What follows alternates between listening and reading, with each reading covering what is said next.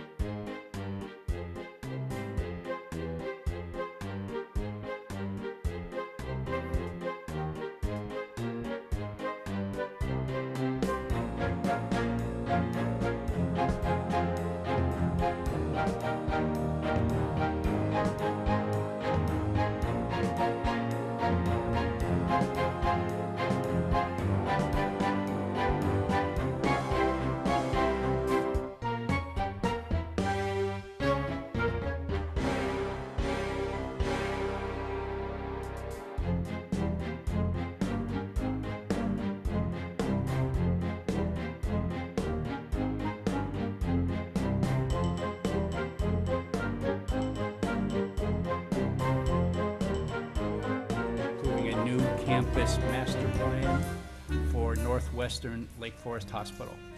This is the fourth in a series of Plan Commission meetings to consider a request for Northwestern Lake Forest Hospital for a special use permit adopting a new hospital campus master plan. Responses to questions and comments made at the last meeting will be presented by the hospital, and commission action on this matter is tentatively scheduled for our next scheduled meeting, which is on May the 9th. So at this time, what I'd like to do is to swear in the presenters and any individuals who are considering public testimony. So if you would all stand.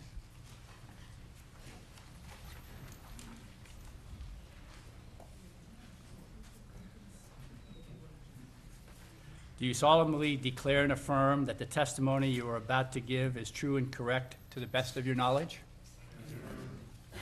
Thank you. You can be seated. I'd also like to determine if there's any conflicts of interest or ex parte contacts by members of the commission. Mr. Chairman, as I disclosed at the prior meeting, my firm does some work with the hospital down in the Loop. Disclosed to the city attorney and was found to be no conflict of interest. So. Exactly. Okay, let's move to presentation by petitioner.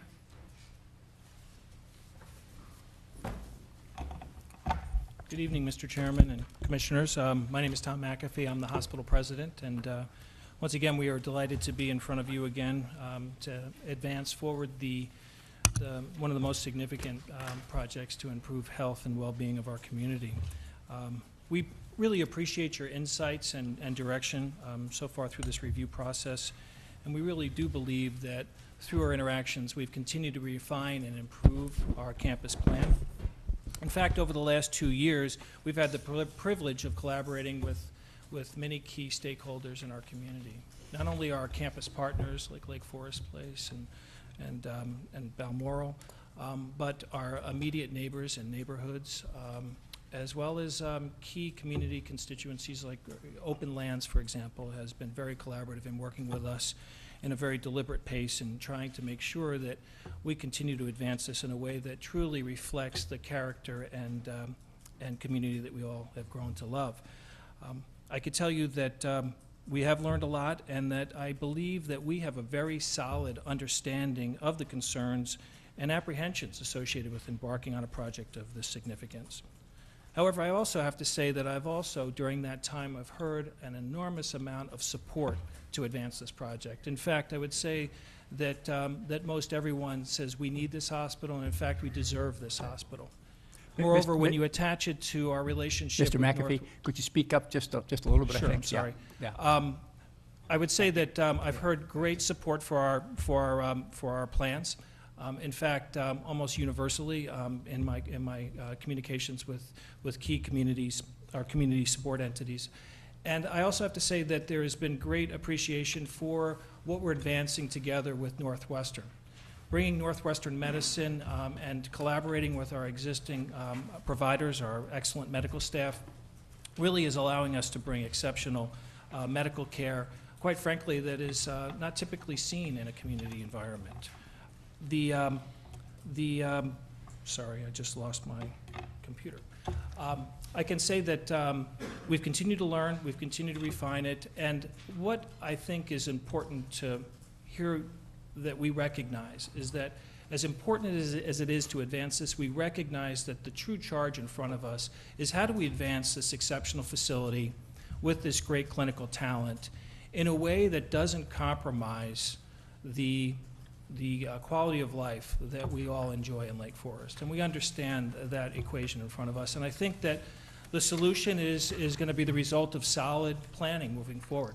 And in fact, a lot of the lifting has been done with some of our legacy trustees and our community members that have been on the board for the last 110 years of our hospital's history. Acquiring 160 acres over time has really allowed us to insulate the activities of this campus. And I think that through the improvements that we've made, as we've heard the concerns raised by the immediate neighbors, that although we might not be able to assuage all of those concerns, what I can assure you is that when complete, once we get approval to engage the architect, which we'd hope to be the next step in this process, we will spend the next 2 years continuing to collaborate with the community and the city so that at the end, we can feel very proud of a brand new state-of-the-art facility that is not only truly exceptional for the care delivery that that can continue at the hospital at Lake Forest, but also be a true landmark for our community. So with that, I'd like to move forward and speak a little bit more specifically to some of the questions that were raised at the last Plan Commission meeting. One of the questions was, can you just revisit the whole subject of the community benefit? What's in it for the community to advance a project of this significance? Well, for one, it does allow us to improve access to state-of-the-art health care and, moreover, really provide stabilization, because, quite frankly, our ability to continue to deliver on our mission is really challenged if we don't invest in a new campus. Immediate access to not just health care, but life-saving care. In fact, I can assure you that we've saved many lives with some of the new clinical programs and capabilities we've added in the last 5 years alone. We're obviously the largest employer in the community, serving more than 1,300 employees and generate another 1,369. I know a lot of this is in the literature that you have in front of you. We do pay taxes. And many are derived as a direct result of our employees. We also pay a variety of fees, including water and sewer fees, to the tune of $289,000 a year. I think it's also important to reflect on the fact that our campus is incredibly open. We respect the goal of having an inviting, open campus, one with, that embraces the community. In fact, it's been incorporated into some of our guiding principles, and we've been actively engaged with our friends at Open Lands to try to advance those key priorities. And in fact, of the 160 acres, 104 will be dedicated to open space, 12 of which would be dedicated to residential preservation areas. So with that, I'd like to ask Carol Chiles to step in, and she'll drill into more detail on those areas that were raised at our last meeting.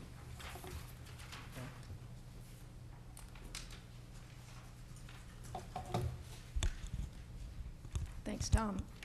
Commissioners, our goal has been, over these last several months, to create a master plan document, a master plan for this campus with you and with the community that would serve to provide the certainty around what are we going to do in the first phase and beyond. Provide that certainty for us, but also for the community. We've also been asked to develop a master plan that's right-sized for the traffic infrastructure, that preserves open space in a meaningful way, and balances and right sizes height with neighborhood views and the needs of the hospital going into the future. So my hope is that after you've had time to get familiar with the document and the model, that you'll agree that we're doing that in many ways, and that we're doing that in a way that will enhance not only the campus, but the community as a whole. So first, I just wanted, with this slide, to remind you of the fundamentals of the campus plan. On the left, we've shown you a near-term plan, which is driven by the need to replace the existing hospital facility, and we want to have that online by 2017. And then the long-term view to provide certainty really in an uncertain world going forward in healthcare, and we've done that to the best that we can. And I want to just remind you of what those components are. So I'm going to say no more than a few times because what we've given you are not building designs or exact prescriptions of what those components will be, but we're creating a master plan zoning document that provides for you and for us the outside boundaries of what those elements would be in terms of building size, parking to accommodate that, density, open space, and so forth. So as I look back to this slide on the near-term side, I did a little bit of a fly-in here for you so you can see which pieces of that plan would be part of the phase one construction. So in the center of the plan is the replacement hospital with the yellow star in the large rectangular blue box. That would be no more than 500,000 square feet to replace the scale of hospital that we have today on the South Campus. That would be supported by no more than 100,000 square feet of medical office space for physicians that would work and serve within that building. And then the associated parking with that in the central campus we would need an additional no more than 600,000 square feet, or 600 parking spaces to support the square footage that I just mentioned. And then there's a smaller component in the North Campus by the Health and Fitness Center. We see that as a very well-utilized facility, and we want to anticipate no more than 25,000 square feet of growth in conferencing and education associated with that facility. So, and then on the right, the long-term view, again, the uncertainties of healthcare reform and downward pressures on reimbursements and readmissions, the state regulatory process demonstrating through a certificate of need process just how large that facility should be in the future. That combined with just the dynamics of the marketplace will ultimately determine how large that facility would grow to in the future. So what we're showing in the master plan based on our business planning is that really the first piece of the long-term plan is then go back, revisit the South Campus and repurpose the old hospital, which is 370,000 square feet existing today. In the Central Campus, we want to set up that future hospital to grow to no more than an additional 150,000 square feet, supported by another 50,000 square feet of medical office space. We talked a little bit last time about a modest expansion to the power plant, which might come along with that scale of a facility. Someone misread or we mistyped 100,000 square feet. It's only 10,000 square feet, probably less than that. And then ultimately, that would bring online another 1,000 spaces for parking at the outside limits if all of that were to be built. So that's really the core of what the master plan is proposing. Now, through our community meetings and our work with you, we've detailed a much longer list of community concerns and planning considerations in our master plan report. And we've addressed many of those in that report and in the planning that you see in front of you. But last time we were asked to focus in a little bit more on traffic, building height, and the use of open space. And that's what we wanted to really focus on tonight, to look into those elements. Those were of particular concern to you. They've been of particular concern in our community meetings and other engagements with stakeholders in the community. So we wanted to really address those with you tonight. Traffic, the charge from the last meeting was for the city to do a peer review. We, as the hospital, have cooperated with that peer review and, in fact, funded that peer review. And I believe there are summary remarks in your staff report from Ms. Zerniak. Another element that's come about is that we all are aware of regional traffic concerns around the interchange of Deer Path and Route 41. Through our work with city engineers, we also agree. We experience those same pains and problems around that intersection, and we're willing to support and fund feasibility studies to get the attention of IDOT to help us collectively address that problem. And then as part of phase one, if we were to get approval for phase one, with that we would invest $3 to $4 million in roadway improvements that have been articulated in our plan. Building height and massing, we've looked really hard at the expert testimony that we provided to you at the last meeting. We've worked through the city with a community group of experts to look at our assumptions and challenge them, see if there are ways to do it differently, study options. We also subjected that independently to a group of experts in healthcare architecture. We submitted those papers in our packet. We went to a list of national firms that are top ranked by Modern Healthcare magazine as the experts in the field of hospital design and asked them for ideas and challenges to our assumptions. And we've reported that back out to you in your packet tonight.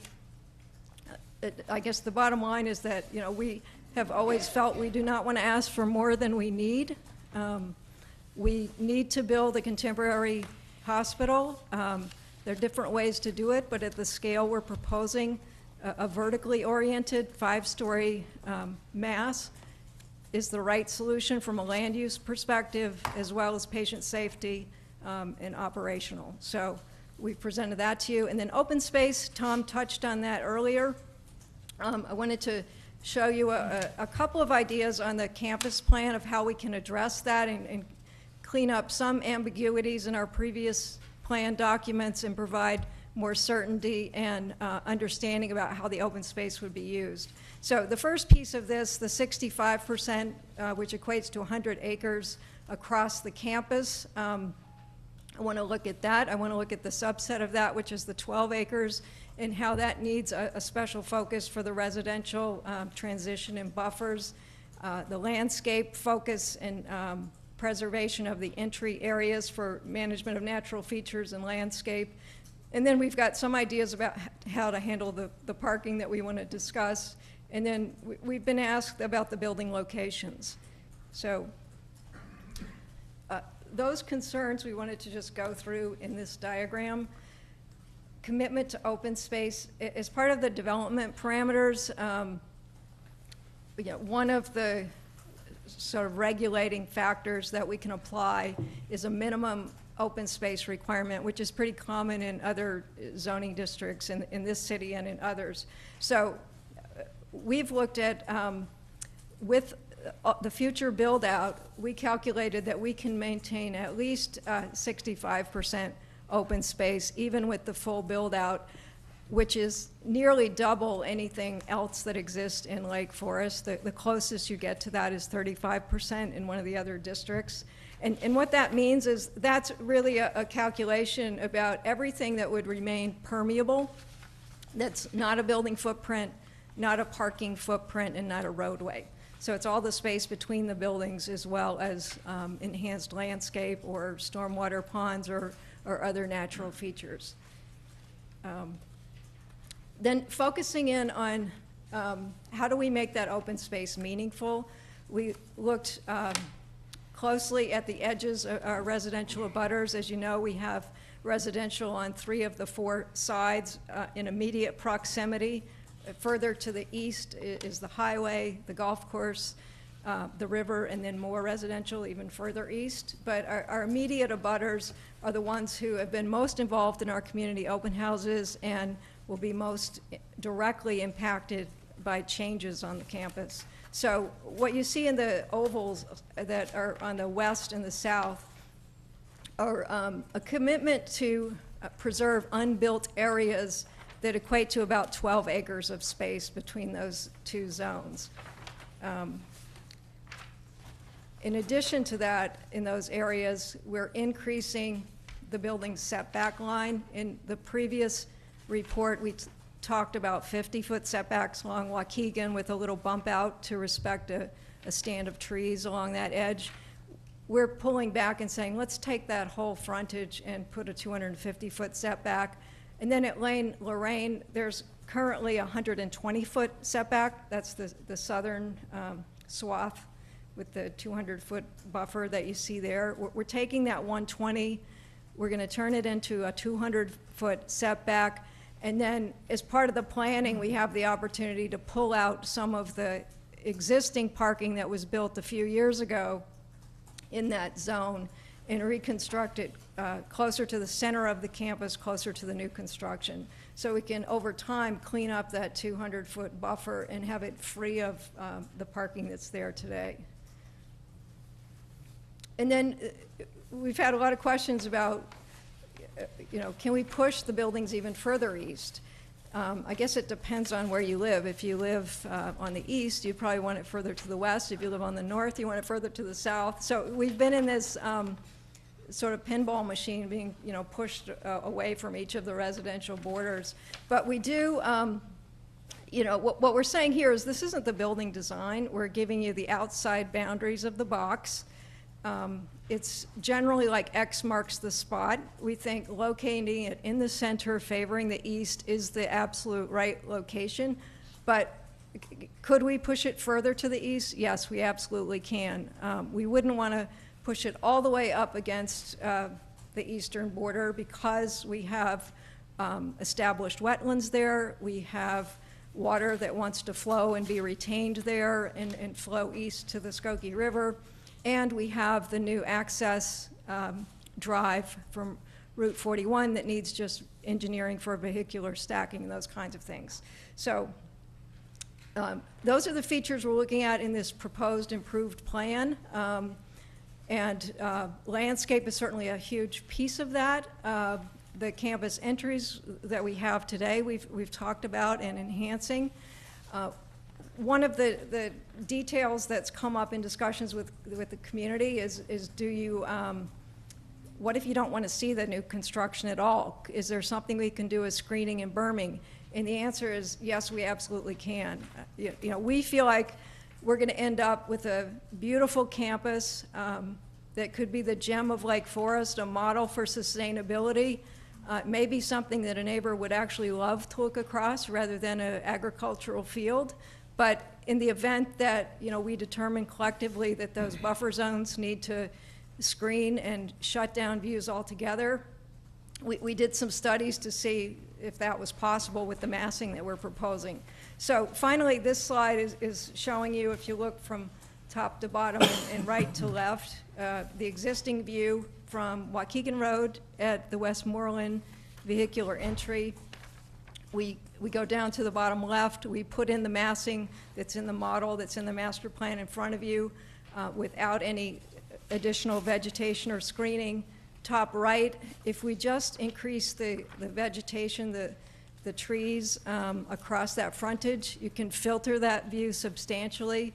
If you don't want to see it at all, you can build a 10-foot berm, which is demonstrated in the bottom right, and from that vantage point, you would not see the new building at all. So, you know, these are tools, design solutions, options we have available to us.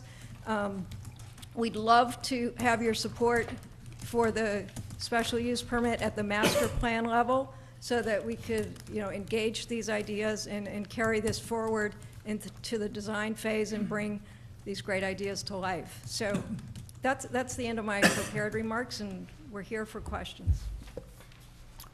Okay. Kathy?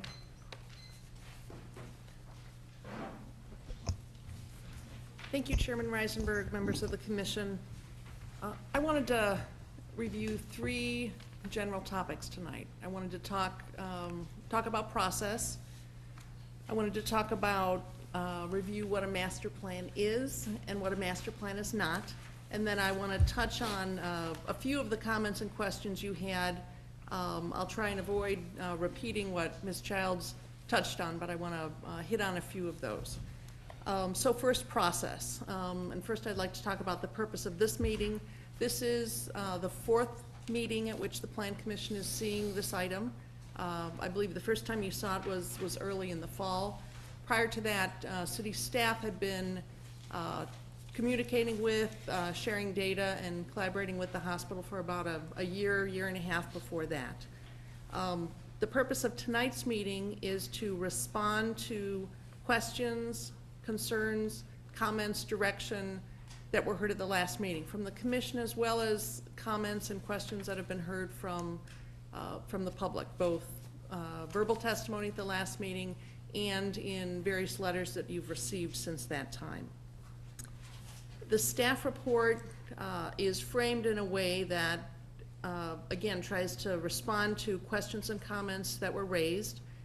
It provides a response, and also, for some of the issues, it provides a recommendation, something for the commission to think about, whether it's direction you want to provide to the petitioners to use in finalizing and refining the master plan, or whether it's direction you want to provide to staff, because between now and your next meeting, the staff will be working to prepare draft conditions of approval that would be part of the special use permit, that would, in addition to the master plan, help to further refine how build-out would occur on this site and guide future decisions about future development.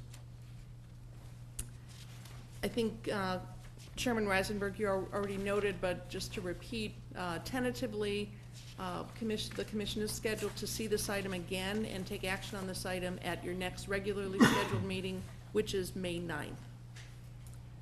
Talk a little bit about what a master plan is and what a master plan is not. Always seems to be a confusing discussion. The City of Lake Forest has really encouraged institutions to prepare master plans. so that we're not responding to each incremental project, but that we're looking longer term. Often we see master plans for a 5-year time frame, for a 10-year time frame. They provide some certainty. In the case of this master plan, in particular, the 45 acre vacant parcel of the hospital campus has for years been an area of uncertainty. So one thing that this master plan will do is, for the first time, provide some certainty with respect to that 40 acre parcel. The master plan is not intended to provide specifics on site design, specifics on buildings, specifics on landscaping. It really is a 30,000-foot view that really helps to specify what uses will occur on the campus, on this campus as it grows and changes, and what uses would be prohibited.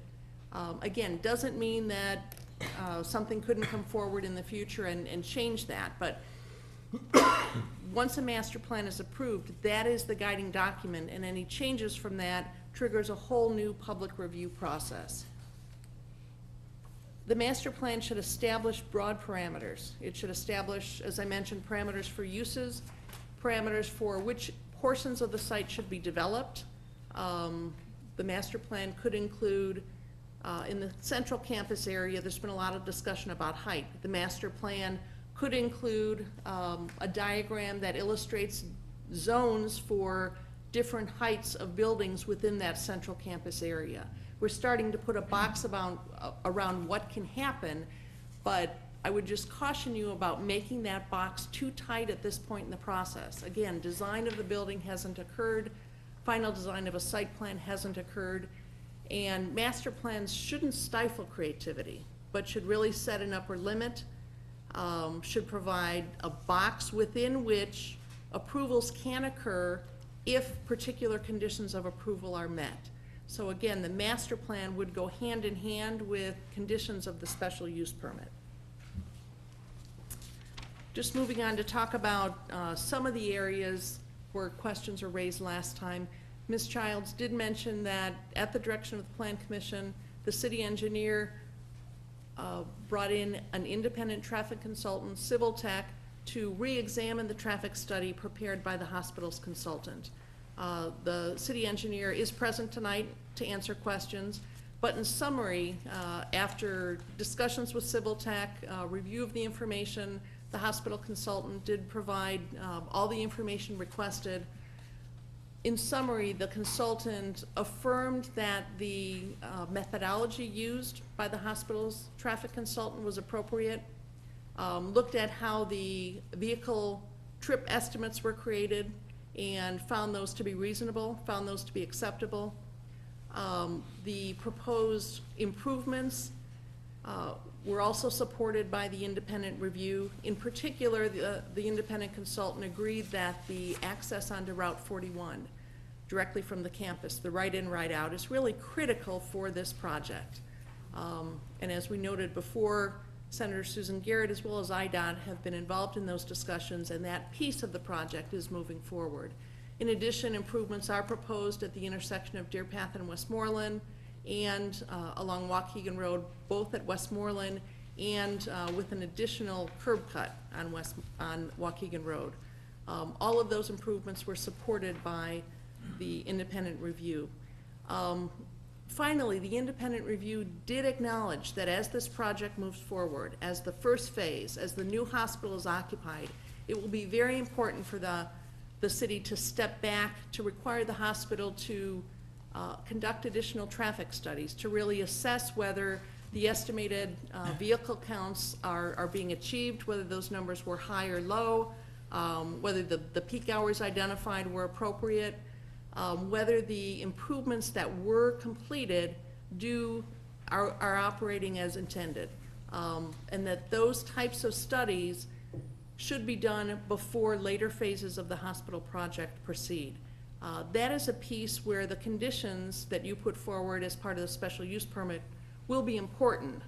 Your conditions can require follow-up traffic studies at particular points in the development process.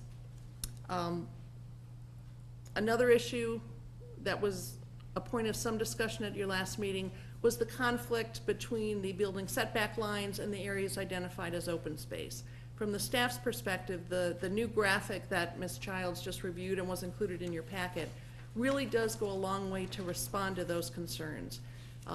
It avoids those conflicts and really establishes the 250-foot buffer along Waukegan Road as a no-build area. Again, I would caution the commission about jumping too quickly to believe that that entire area needs to be bermed. I think those are the kind of discussions we need to have as the site plan evolves. In addition, the buffer area along the Lane Lorraine properties, the increase of that from 125 feet as it currently exists to, I believe, 200 feet. I might have that number wrong. But that change is significant. As is significant, the willingness to pull back in a later phase that existing parking lot. That existing parking lot was a difficult project when it came forward, and I think it has been a point of contention ever since that time. So that is, I think, an offering by the hospital that really could allow a very significant buffer area to be established there. And again, through the design process, we would determine what types of vegetation, likely specify both higher canopy, both deciduous and evergreen, low-growing grasses or shrubs to really provide an appropriate, not something that looks like we're walling off something, but something that really looks like an appropriately landscaped area. That area also might be a combination of undulating berms, could make some use of fencing, or some use of walls, as we did with the Stonebridge subdivision along Route 60. So there are some opportunities there, but I think that graphic that was put forward really helps to clarify the areas that truly are intended to remain as landscape buffer areas. The building height also was a topic of considerable discussion and continues to be. After conversation with the chairman, staff did reach out to a number of community experts. We brought in a number of architects, some skilled in construction or experienced in construction, and brought together an informal panel of community experts. We had representatives from the hospital there, and the direction we gave to these independent community members was to challenge the hospital to explore options to really push on that height issue. And what we heard after about an hour-and-a-half discussion from this panel of community experts was, number one, that this expansion of the hospital is really important to the community, and that the community really will benefit from embracing it. That panel of experts, again, cautioned us about, as part of the master plan, without getting into the design review process, of constructing a box that is too tight and too limited, noting that that could stifle creativity and perhaps result in a plan that pushes the building out rather than perhaps exploring a building going down and up before going out. So that's directly contrary to the effort of preserving open space. So that group did not feel that the maximum height limits that were thrown out there were unreasonable. They certainly agreed that as part of the plan, there should be conditions that really challenge the hospital during the design process to minimize the mass and height to the extent possible, to look creatively at ways to meet the mechanical needs, to look at ways that we can really make this a park-like campus, which really will be something that Lake Forest is very proud of.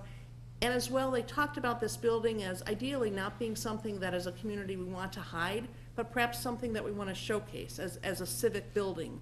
We don't know exactly what that looks like, what shape it is, what it's made of, how tall it is, but that 18-month process, 18-month to 2-year process that will follow adoption of the master plan seems to be a very important piece of the process.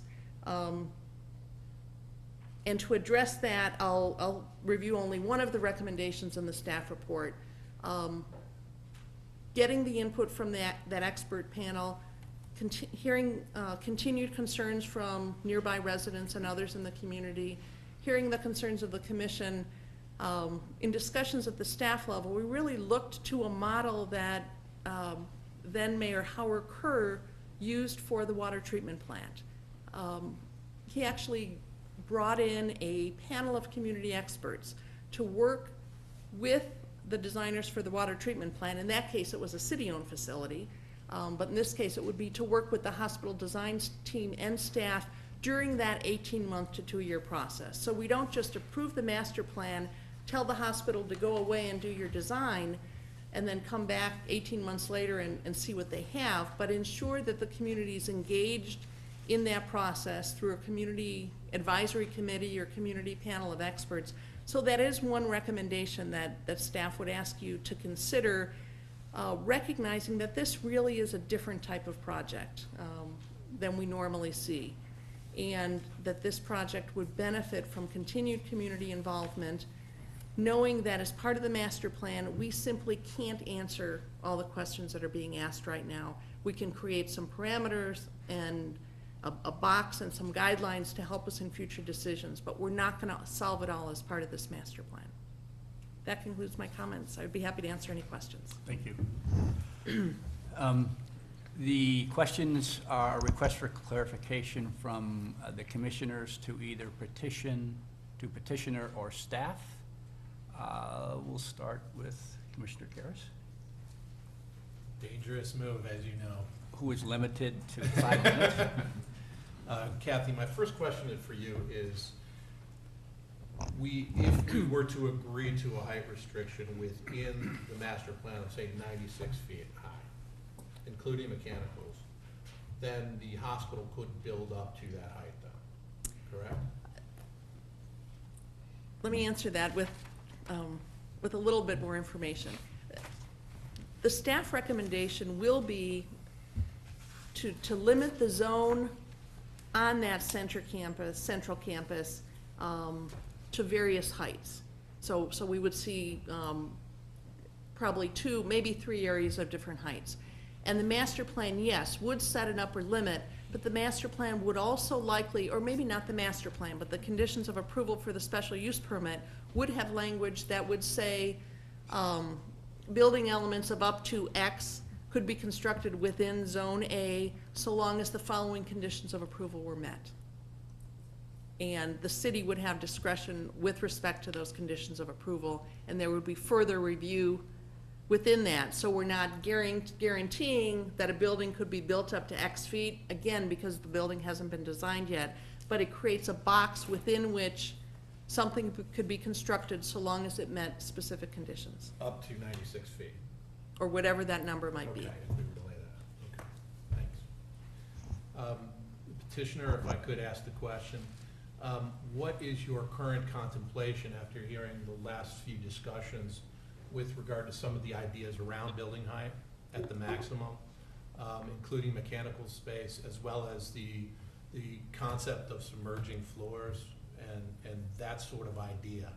That sounds very attractive, and I was wondering what if you've revisited that idea and changed the perspective on the 96 feet.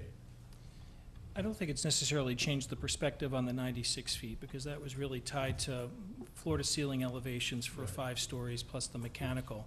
I think that what we do know is that we wouldn't expect the mast to be 96 feet across. I think that the patient care, the inpatient beds are typically those that are on the upper levels, so that it would be restricted to those components. So I think that that's an important note. We would definitely look to try to optimize the lower level below grade space for those support functions so that it could help reduce the massing. In fact, that is what has been contemplated. And we continue to look for opportunities to move administrative functions off of the inpatient platform or the new hospital platform, just due to sheer expense. So we are looking to continue to do that over time. I don't know if there's other elements that you think. No, I think Tom covered it. I would just say that being part of that working group of experts, community experts,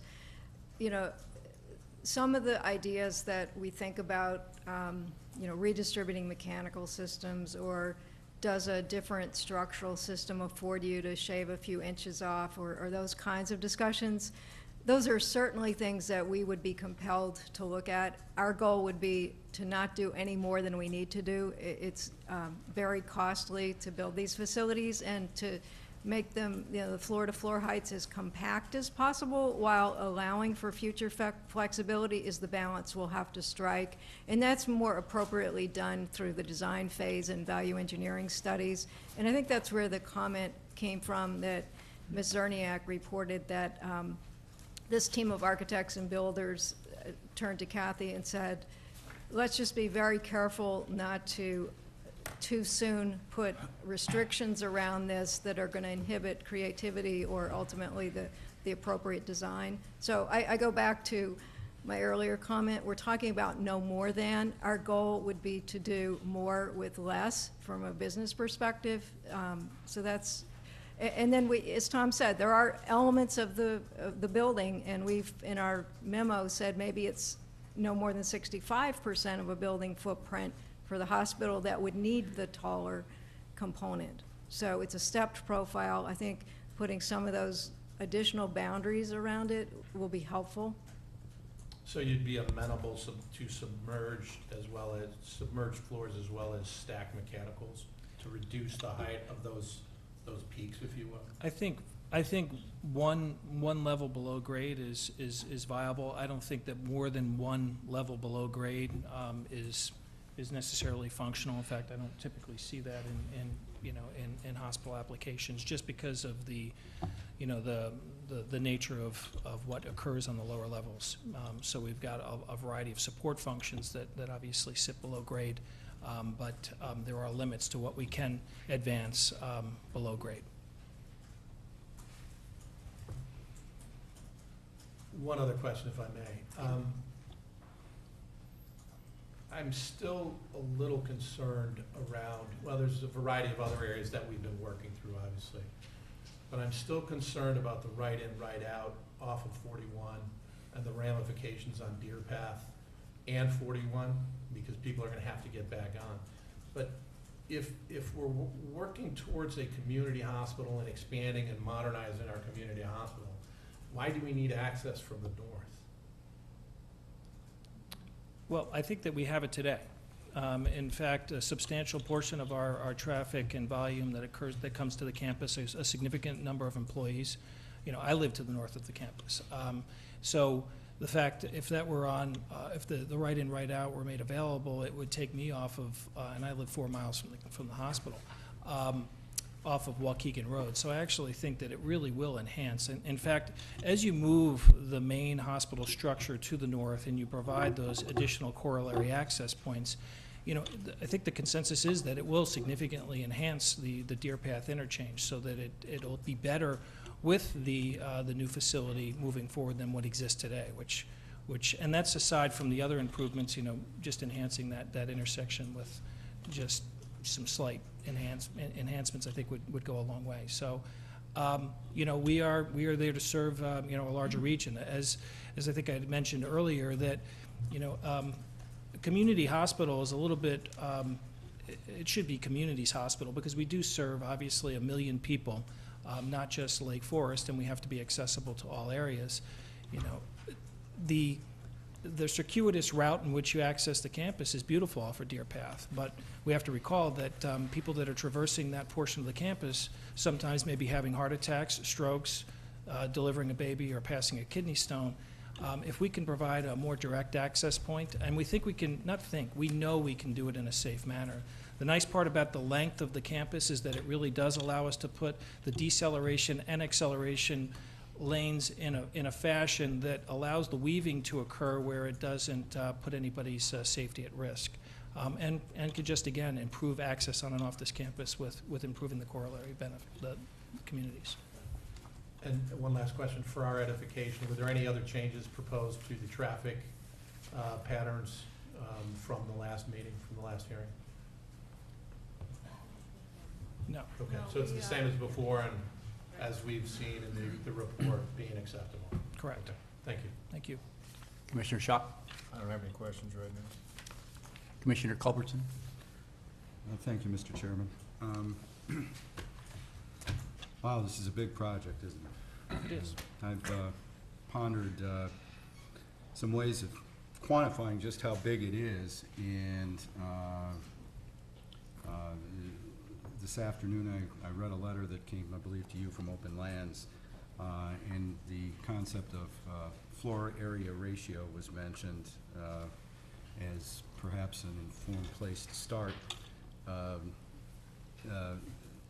Do you happen to know what the floor area ratio of the campus is presently, and what it would be after phase 1 and then phase 2? Yes, today it's about 0.1 FAR, and in one of our 8 meetings that we've had with Open Lands, the question of appropriate FAR came up, and one of the gentlemen in that group said that his benchmark was a 0.3 would be the maximum or the appropriate for a campus like this. And coincidentally, that's where we are at the full build-out, is 0.3. So in phase 1, we would be less than that. And I think there is a table in the land use parameter section of the report that details that breakdown by south, central, and north campus. I can go look at which page if that's helpful. Does that include impervious surfaces as well, or just the building structures? No, FAR is the metric that looks at the density of building square footage to land area. It doesn't talk about open space or impervious area. That's where you look to the maximum structured coverage or minimum open spaces when you're interested in the permeable area.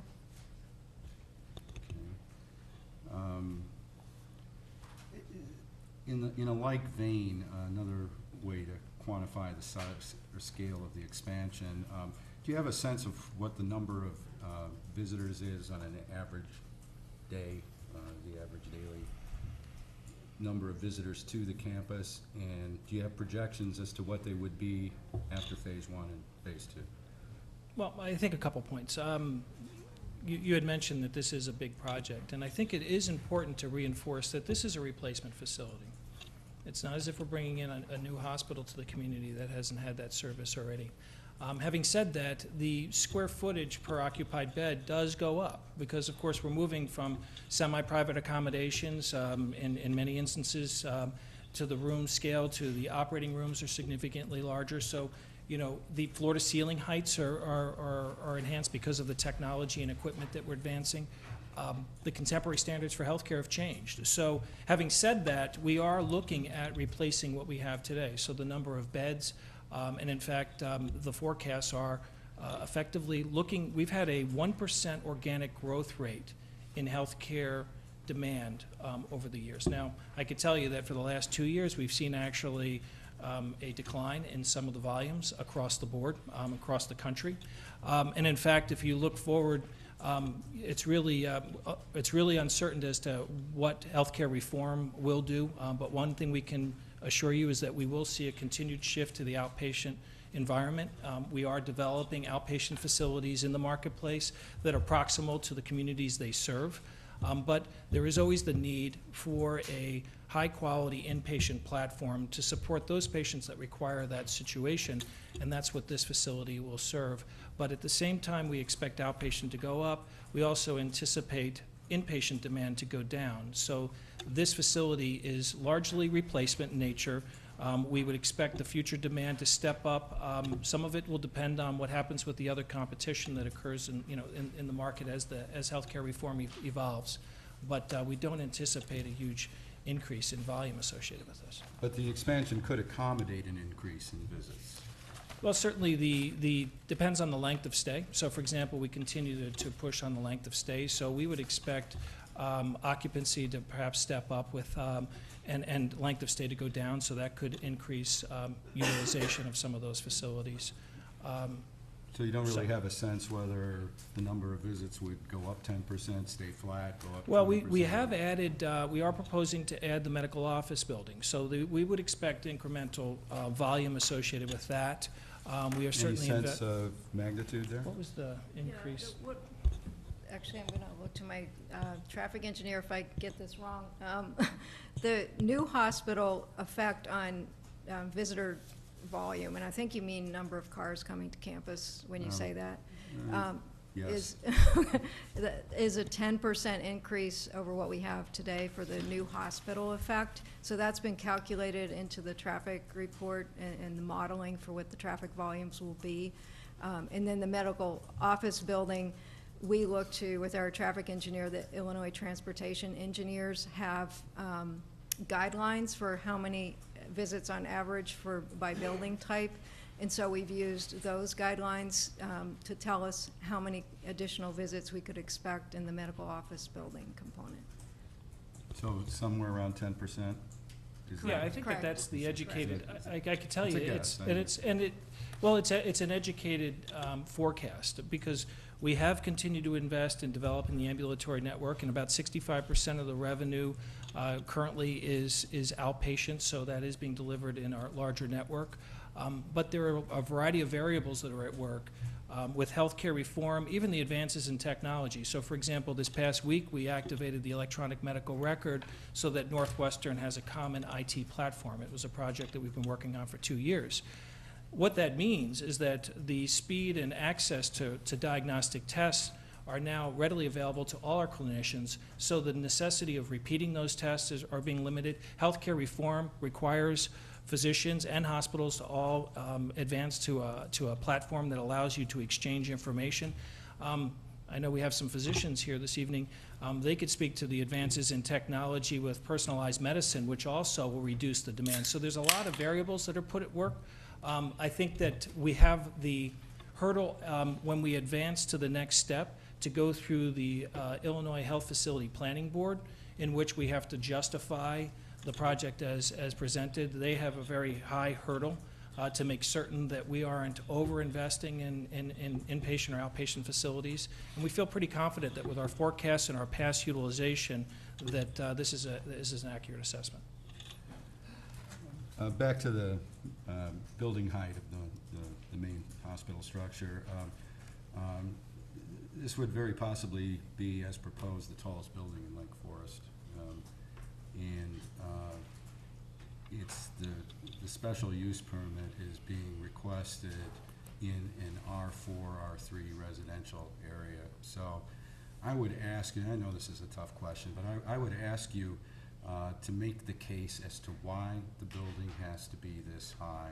I know you've met with community leaders and Right. you've got some written information that you've submitted to us, but Sure. if you could just highlight the essential reasons why the building has to be this high in your Sure. I think the estimation. diagram we do have a diagram it might be helpful. I also think it's important to note that some of the facilities that are in East Lake Forest today, on the Lake Forest College campus and the Barrett College facility, are in that range, right? I mean, So, it's not, the point is there is a community standard that's very, very close to what we're asking for. And We're that not- is an R4 residential area as well. Correct. And so why does it have to be taller in an R3, R4? And the simple answer is because it is a hospital, it's not a house. And, I say that not lightly because we have been operating a hospital in what's the equivalent of a house, and that just doesn't work. And you would not replicate that today with the kind of investment we're talking about. So this diagram shows the 5 stories above grade, a full basement, and 2 options for distributing mechanical spaces. And the one on the top is the one we're not proposing, which is actually a little bit taller, 101 feet.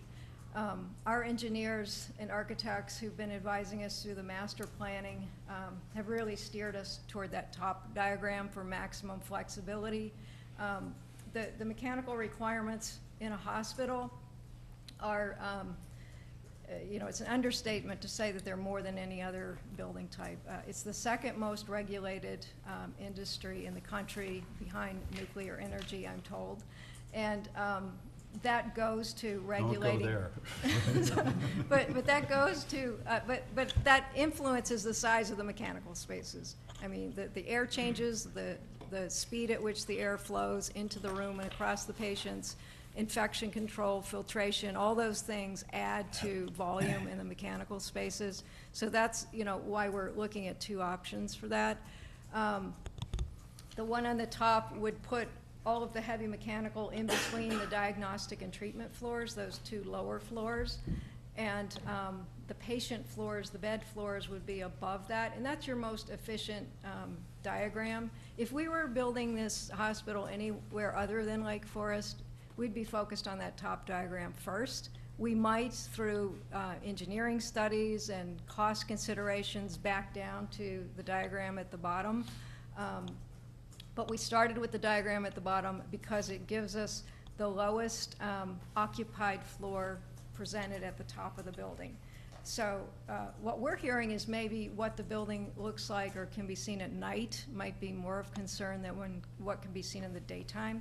So we're sensitive to that. We've pulled down that occupied floor to that 81-foot mark.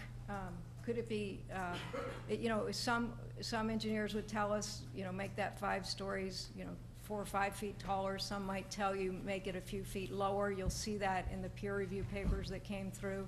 But, you know, this is kind of the sweet spot for giving you the best shot at designing a flexible, efficient, patient-safe building. Now, on top of that, you know, some people would say, why don't you just spread it out? Well, there are certain things that you have to look at in deciding what the footprint of a hospital is. We look to optimum nursing unit sizes, which dictates, you know, how big those upper floors need to be within the standards of, you know, 28 to 32 beds per unit. So then that, you can just do the math to get the square footage of a floor plate that makes sense. So that goes to those operational efficiencies we talked about. So, you know, we want to have it compact as a footprint for operations, reduce travel distances, have patients and staff near each other, reduce walking distances for the disabled or distressed who are coming to our campus, make wayfinding easier. And moreover, from a, you know, people in the community may not really be sensitive to what happens on the inside. But on the outside, we think from a land use planning perspective, it's best practice to make the building as compact as possible. One of my expertise is in LEED design as a LEED registered architect. And one of the fundamentals of being a sustainable building is to have a compact footprint, build no more than you need, don't spread out, don't sprawl, present less surface area to the exterior to have more efficient energy performance on the inside. So those are just some of the reasons as you go through these papers that really keep pointing us into this 5-story diagram. And with your approval to go forward with that, and work under further review, I guarantee you we'll do our best to make it no more than that, unless if it meets all the other imperatives would be a better outcome for us as well. You mentioned LEEDs. Are you considering LEED certification? Yes, Northwestern Memorial has a goal of all new projects going forward would be a minimum of LEED Silver. And again, with hospital, there's a different track for LEED certification for hospitals than other building types. So we would be looking to those guidelines in the design of this facility. And if we can get a higher rating, we certainly would do that. But you're targeting a silver? Correct. Someone mentioned, and maybe it's in one of those letters, why don't you just do gold? Well, we will if it makes sense. One of the examples, Rush, new hospital downtown, is gold, but you get a lot of bonus points if you're in an urban area because green building has to do with recycling brownfield sites, being in dense urban areas so that people can take advantage of city buses and trains.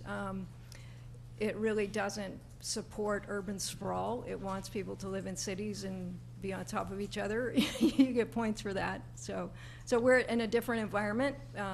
We want to keep it in the character of Lake Forest and do the right thing around sustainability and reduce our carbon footprint and have better operating costs as a result of all of that. With respect to the environment on the campus, you clearly made some changes and worked on setbacks and berms and screening. And I assume you're, with respect to stormwater management and drainage, you're considering all the green infrastructure alternatives, wetlands, native plantings, et cetera. Absolutely. In fact, we had some conversations just last week with Open Lands, and they had some great suggestions on how we might want to apply that on this campus so that, again, we're responsive and it's certainly completely aligned with our philosophy. Have you considered, I read in one letter from a correspondent, the issue of lighting? Have you considered ways in which you're going to control lighting spillover from the campus? Yeah, actually, we've been getting ready with a few pieces of research. We did sort of a health check across the existing campus, and one of you asked us last time, would we continue the same lighting scheme? So I wanted to go back and just see, my sense was we don't have one lighting scheme, and we don't, but what we found was that the newer parking lots have been designed to pretty good standards. And what I mean by that is they have low fixtures with cutoffs so that the light's directed just at the surface of the parking lot and not at the sky or into the neighboring properties. The light levels at about a half a foot candle are very good at sort of the lower end of what's safe, so you're not putting in any more than you need. At the center campus, though, we're looking at even improving that before we do the new hospital. It's got taller light fixtures that are angled and producing light spill. Unfortunately, it is in the center campus and affecting the highway more than the neighbors. So we would look to that. We would also LEED certification gives lots of points for not creating light pollution or light spill. So there are guidelines within that. And then kind of an offshoot of that is a relatively new movement that's called dark sky communities. And that really focuses in more and more on details of what you can do with lumens across a campus and lighting fixture standards and all those things that we would look to in a dark community like Lake Forest to implement. And to that, I might add consideration of lighting inside the building, particularly the taller Right. structures. So the difference though is that we are a hospital. It's a 24-hour operation. Emergency vehicles and patients at night have to find us. So wayfinding and safety are just uncompromisable. But there are technologies where we can look at how the lights are managed at night and how we contain that to the campus and limit the amount of unnecessary lighting that can be seen from the, beyond the property lines. My last topic of questioning is on circulation. Again, just do you have any sense of what the average daily vehicle traffic is presently? Yeah, we Phase did. 1, phase 2? Okay, so Lloyd did it, but he doesn't have the data. But I'll tell you, in December, we did, time to go home? No, that's your lighting policy going into effect. Dark sky community. You've sold me. That means it's your last question. How did they do that? So now I forgot the question. The traffic counts were done on one of our busiest days of the year, the baseline traffic counts. It was last December on a Tuesday, and Louis Abuno and his team at KLA went out to update the baseline traffic based on a day that Tom McAfee and team told him we would have the most activity. That's our busy time of year. The reason it's busy is because often people want to try to have a procedure done before the end of the calendar year for deductibles. Right. What I'm trying to get at is after the expansion, phase 1 and phase 2, what percentage type increase do you expect in traffic circulation on the campus? Okay, so I guess just the simple answer is when phase 1, which is the replacement hospital, you'll see a 10% increase in the volumes that you have today. So those numbers are in the report. we can, follow up and call those out for you. Percentage is Because good it's, enough. yeah. Okay. So then, on the future campus, the full build-out, if we were to do all of that with the reactivation of the south campus, with the existing square footage today, the expansion to the hospital, more medical office space, I think it comes to twice as much. Sorry. Let Louis correct me. Louis Abuna with KLOA. Based on our numbers and projections with the phase two, the numbers would be about 20 to 25% additional from To what they existing. are today. Yeah, correct. Okay, thank you. But again, with phase two, which is still conceptual 2020 plus. Understood. Finally, has any consideration been given to additional security on campus based on higher circulation of traffic and visitors, particularly as it refers to people who reside on the campus, many of whom are senior citizens?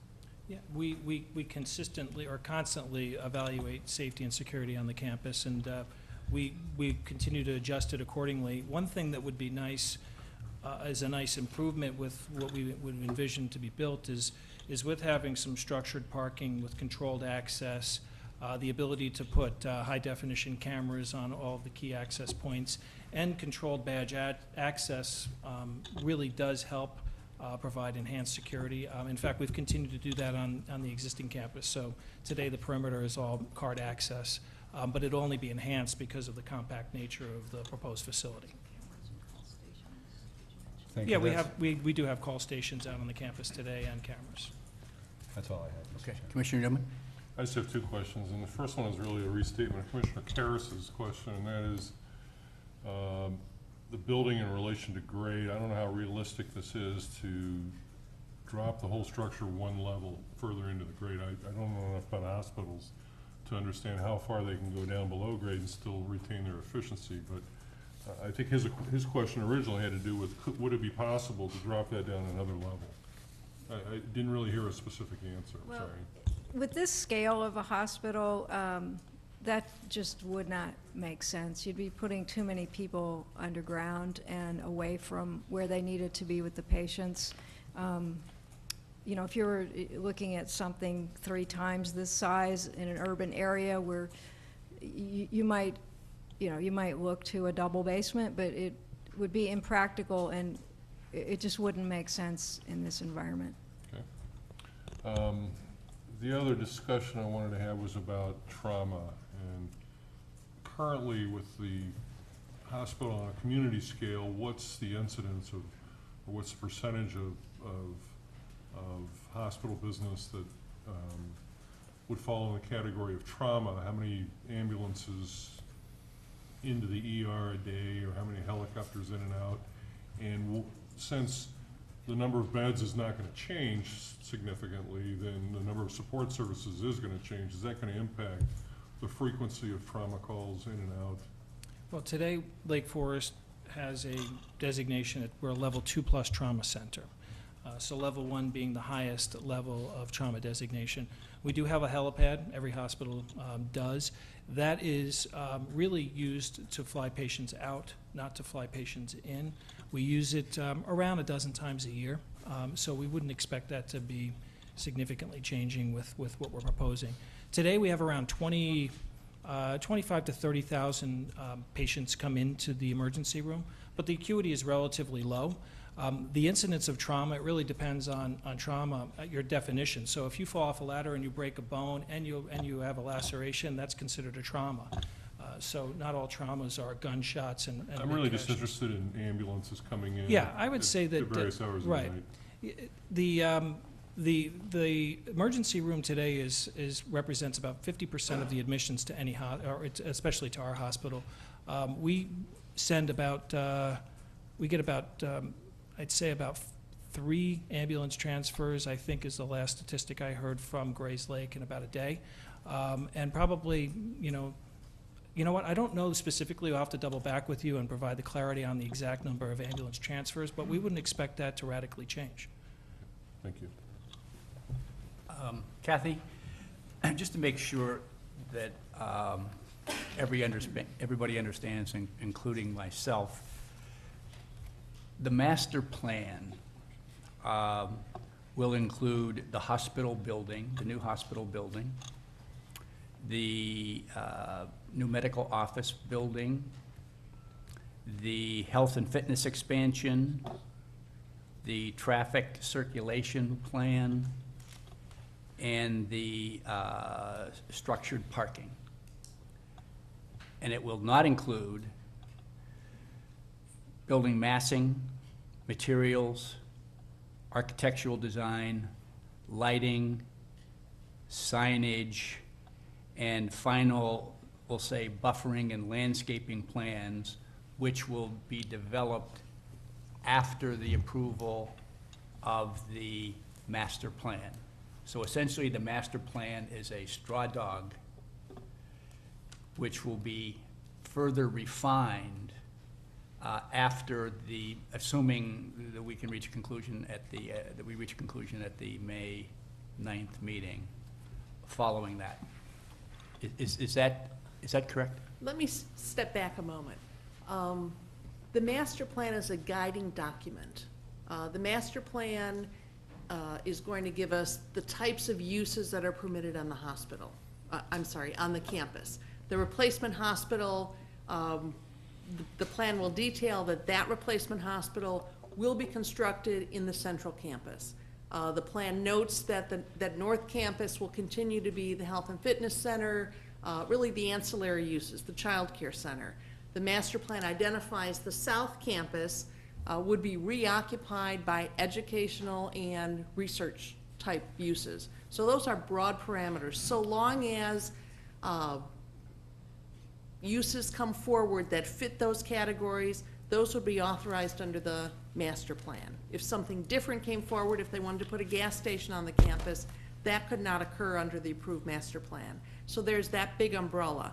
Further, the master plan identifies areas of the campus that will be developed with structures, areas of the campus that will be developed with parking areas, areas of the campus that will be preserved as perimeter buffer areas, entrance landscape areas. So it gives us that big picture. Something will happen here, nothing will happen there.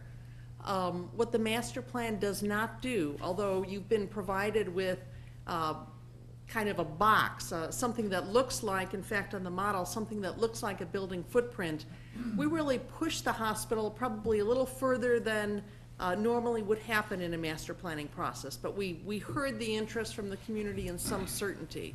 But that box that's shown there on the model is really just a representation. We don't know whether the building will be that shape, will be that tall. Again, your discussions of height, we're kind of talking about an up to. So we're creating this big box. But you're correct in that the details, the design details, the selected architectural style of the building, the specific architectural detailing, the specific massing, the materials, specific landscape plans, whether the buffer areas will be treated with 3 berms and 2 fences and 67 deciduous trees. That type of detail will not come forward in the master plan. The master plan will set the framework. It will guide us in reviewing or guide this community planning team or guide the city council in reviewing those details at a later date. So this is the guiding document. How will those details, in terms of a time and events schedule, how will those details be put in place? Will they be coming back to us on an ad hoc basis with a building design or with a landscaping, or will it go to the building review board? What's that process going forward? The Plan Commission's role is to consider a special use permit, and that special use permit adopts the master plan. That's the guiding document. That's the long-range planning. That's looking forward. What could happen on this site over the next 5 years, over the next 10 years. It doesn't mean that everything has to be built that's identified in the plan, but it means that things, uses or areas of development that are not in the plan, not reflected in the plan, cannot occur. Anything that's proposed has to be consistent with the plan. The process going forward, ordinarily, architectural review, landscape review, site plan review, certainly would go through our normal engineering process, review process, and would go to the building review board. In this case, we did present you with a staff recommendation looking at this project as a very unique project, really beyond the scope of the types of projects that the building review board looks at. So using the model that was used by the city for the water treatment plant, which up until this project was our largest capital project in the community, the idea of putting together this community advisory committee. We've heard from the hospital project team that the design development phase will take probably between 18 months and 2 years. So establishing a group, an advisory committee, a community advisory committee that can represent various interests, that can bring in some community experts, and really work hand in hand with the hospital and staff through that design development phase. It's a bit different. It's a more collaborative process than would normally happen. Normally, the master plan would be adopted and we'd say, see you in 18 months when your plan's ready. Because of the concerns we've heard, because of the importance of this project, we really think that establishing, the Plan Commission would actually make this recommendation to the City Council, that the special community advisory group would be established. I can't tell you, because it's just an idea right now, I can't tell you what that process would be. Certainly, if you want us to explore that, I can work through that with the city attorney, and as part of the conditions of approval, bring that back to you. But this community advisory committee would have some public process component, and ultimately, this would all come back to the City Council for final approval. That community advisory committee then would also have representatives from the various stakeholders. For instance, perhaps somebody from Open Lands, perhaps an architectural component or a person familiar with the neighborhood of the surrounding area, a representative from the Plan Commission, et cetera? All of that's possible, and again, if you give us direction that you want to see some kind of scenario for that, come back to you. We can certainly craft both a process and a suggested makeup of that group. But that would provide some structure with moving this, with moving the whole process forward. Absolutely. Yeah, okay. A couple of, while I have you, this is the first that I've heard moving the building to the east. How does staff feel about that? As I mentioned earlier, I think moving. I'm only asking, is that an option in your mind? I think because of the concern about height, because we don't know the exact location of the building, that perhaps the concept of looking at the central campus and creating some height zones. We already have a zone of 250 feet immediately east of Waukegan Road that is a no-build area. Perhaps there's another zone that we identify maximum height A. Perhaps there's a further zone that identifies a maximum height B, and perhaps within that zone there's a main building mass and there's an allowance for taller elements. I think that we don't necessarily want to pinpoint exactly where the building should be right now, because I think we need that flexibility. We need to look at some, perhaps some stormwater opportunities or some circulation improvements or some options for mechanicals. So I think the possibility of moving it east is certainly there, and we should look at that. But I think we should identify zones and bring those back to you so that we have flexibility to address that. Okay.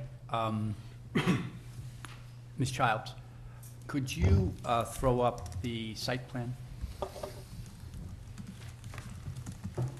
This one or the?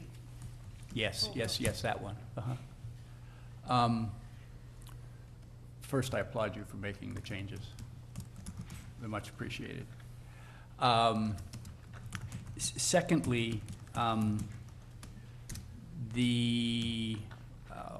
lost my train of thought. Oh, yes. I understand the setbacks, they're very apparent. Were there any changes in this site plan versus the one we saw at the last meeting regarding the parking or the structured parking? The new idea here is that in the previous plan, start with that, we were contemplating that there would be roughly a 50-50 split between surface parking and garaged or structured parking. And in the full build-out, there were 3 of those parking structures.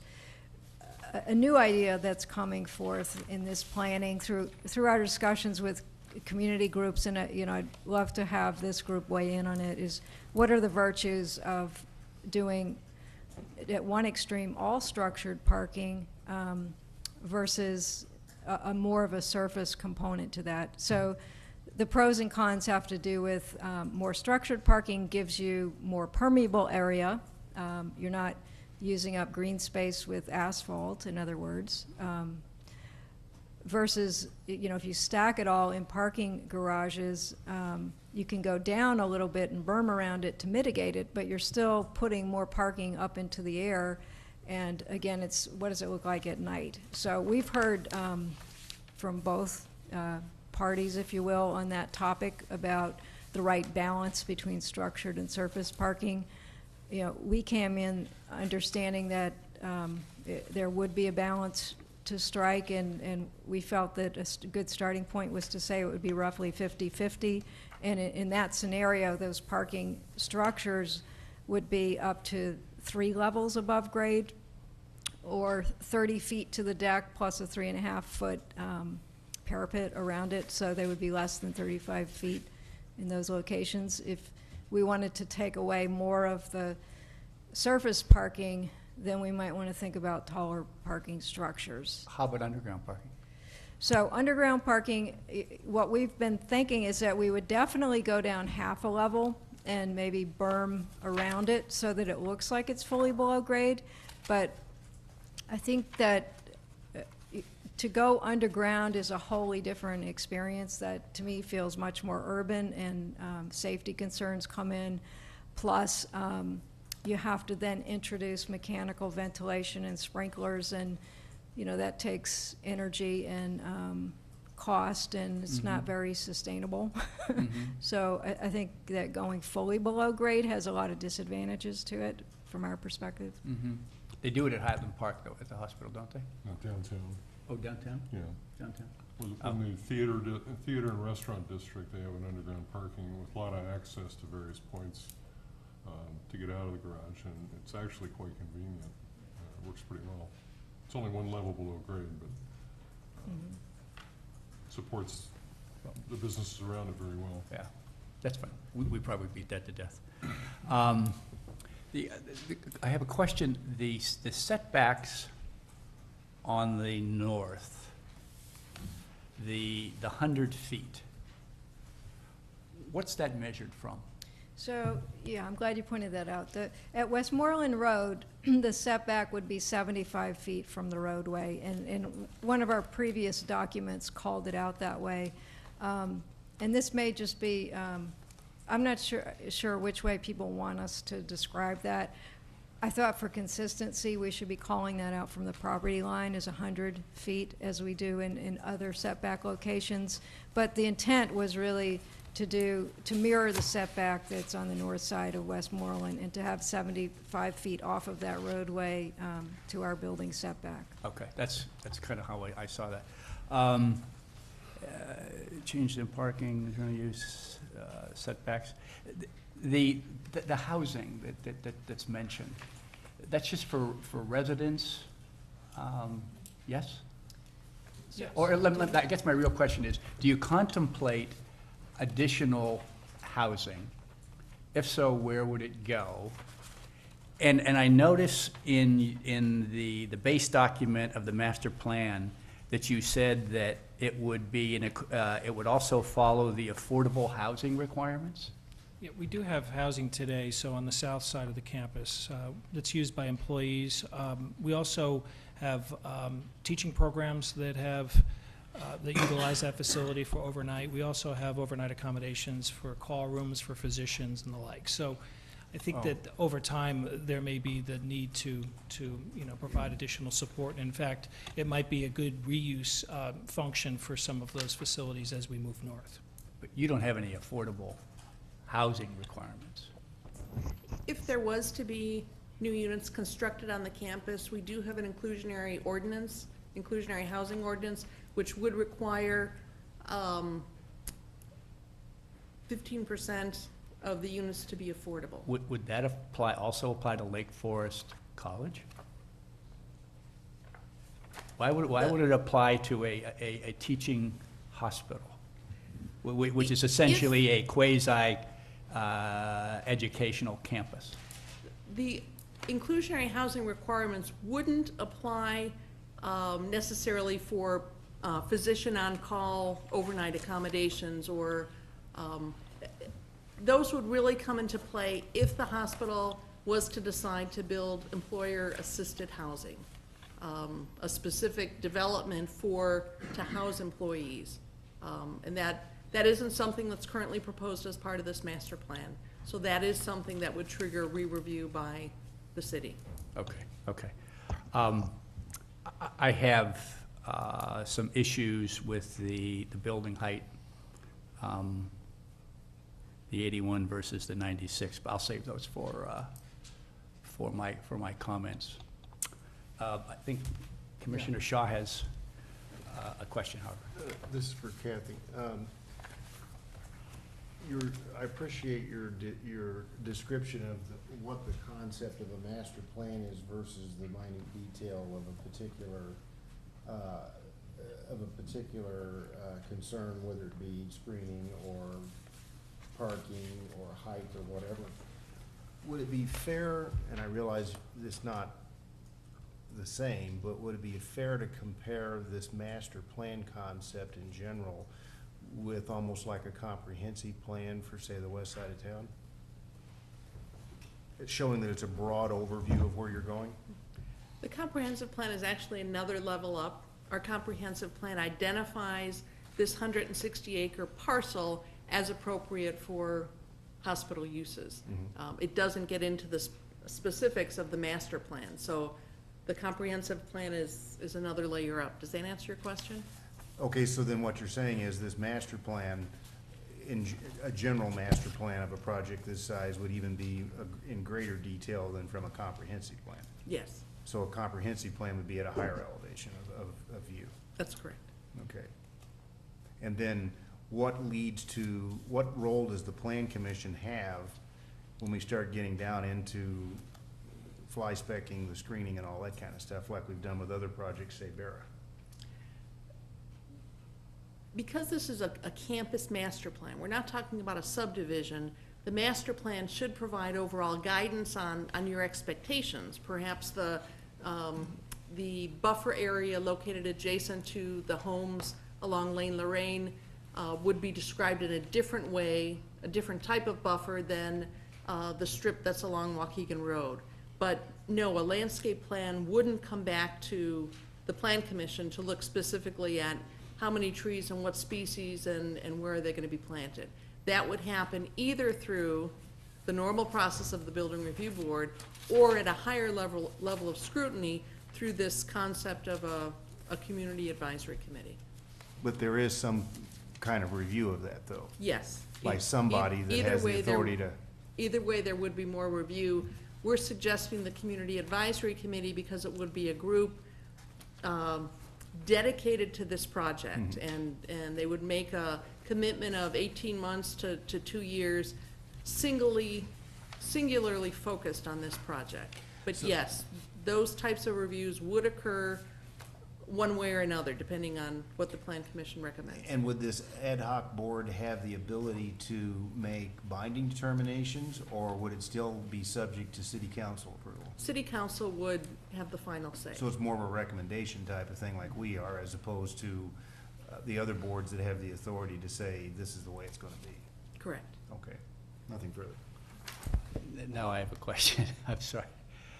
I had envisioned that any ad hoc Advisory Committee would report back to the Plan Commission or would report back to other various committees like Building Review Board with their recommendations, which would kind of been, I'll say, negotiated with the various stakeholders, the residents, along with the hospital. Again, we haven't, we just threw this concept out Okay, because it's still up for it did work grabs. well with the Okay, water treatment plant. I think we want to avoid, for everyone's benefit, we want to avoid duplicate bodies reviewing things again and again. We want to put in place a clear process, and if you want us to pursue that, we can certainly bring a suggestion back to you after consulting with the city Okay. attorney. We can do that before the next meeting too, right? Absolutely. Okay, yeah. What are your thoughts regarding this Community Advisory Committee? You know, Is I it- think that. Do I you think- embrace it? Is it very upsetting to you? Does it take away your power? I don't have power. You know, I'm still processing it. As are we. Yeah. I think it's important to remember that, you know, we're part of the community, we embrace the community, and the key here is making sure that we've had a history of having a beautiful campus, and we certainly don't want to change that. I think that it's important that we also achieve the right balance and that that the process tracks in a predictable way so that we could feel comfortable that in engaging in architectural firms with the appropriate parameters through this special use permit, that we can drive forward in a predictable manner so that it's a good use of the capital that the system is going to invest in that process. So I think that we would be certainly open to it, and we will absolutely continue to engage the key stakeholders. I just think we have to learn a little bit more about what that would mean specifically under this proposal. I don't disagree with anything you said. We would only do it if it would be helpful to the process. So it would help bring it all together so that when you come back to us, I don't want to say you'd come back to us like a fait accompli, but it would be pretty much, hey, it's, you know, pretty much decided. You guys have any final comments? So, okay. Thank you. Thanks. Whoops. Yeah, okay. Public testimony.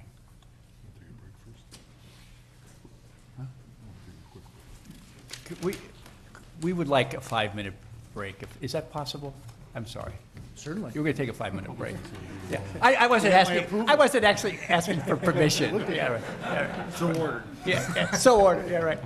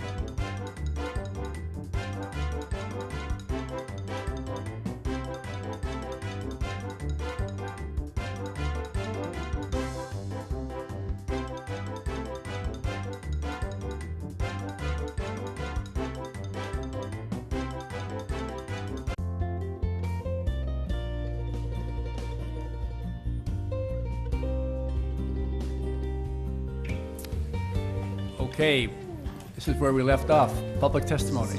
Good. Thank you, Mr. Chairman, and good evening. I'll try to be succinct with my comments tonight. I know there's a number of speakers. My name is Bob Parkinson, and I'm here tonight to share some perspectives on just how critical it is that Northwestern Lake Forest Memorial obtain approval of its special use permit to revitalize its campus. As you know, this is an important juncture in the hospital's history. In an increasingly challenging healthcare and economic environment, Lake Forest Hospital's affiliation with Northwestern Memorial Healthcare in 2010 has secured the organization financially for the long term. With this accomplishment, we've been focusing on a second priority, revitalizing an outdated facility to adequately serve the healthcare needs of our patients and the community as a whole. As CEO of Baxter International, I'm privileged to lead one of the country's leading healthcare companies. In our business, we see every day how the quality of the delivery system can determine a patient's outcome. Quick response time, design of patient rooms, operating rooms, nursing stations, mechanical systems, and the latest medical technology go hand in hand with exceptional doctors, nurses, and ancillary staff needed to produce the best outcome for patients. As chairman of the board of Northwestern Lake Forest Hospital, I've seen countless examples of the first-rate personal care in this community hospital. But it's vital that our hospital maintain cutting-edge technology and that facilitates and offers the safest and most convenient care to go along with it. Quite frankly, we need to modernize the campus to maintain and enhance our delivery of high-quality health care. In improving our campus, we want to hit that sweet spot of offering the best technologies in the best facilities while building a facility that is completely in line with the aesthetics of Lake Forest community. This will include the right amount of space to care for the volume of patients in our market and implementing advanced medical programs without being too large or unwieldy. We can maintain the beauty and healing nature of our campus while serving our vitally important mission, which is saving lives and keeping you well. This new hospital will be the most substantial investment by the hospital in its history in the community. Many hours have gone into ensuring the best possible master plan for Northwestern Lake Forest in order to begin the design process of a hospital that everyone will be proud of in the community. I appreciate the time and the care that this Plan Commission is taking to review the initial step by the hospital and for your leadership in this important project for the city of Lake Forest. Thank you so much. Thank you. Good evening. I'm Dr. Bill Benge. I'm here to support the campus revitalization project of Northwestern Lake Forest Hospital. It plays a big role in my life. I'm a physician there. I relocated to Illinois from New Mexico in December of 2000 and have been on staff at the Lake Forest Hospital for the last 7 or 8 years. In fact, I kind of have a distinction of also being a Middle Fork Farms neighbor. And I really do love the proximity that I have to the hospital. I know there have been some concerns about especially the height, but with the setback 1,500 feet from Waukegan Road and with the renderings that you saw that berming or even trees and landscaping, it's very difficult. I think the impact on seeing a building from our neighborhood will be fairly minimal. I think the traffic patterns seem well thought out. But the main reason that I support the project is I think it will really help to improve what I think is excellent local care. I'm a cardiologist. I do general and interventional cardiology. And since the hospital's merger with Northwestern, we now are able to take care of things that we could not in the past.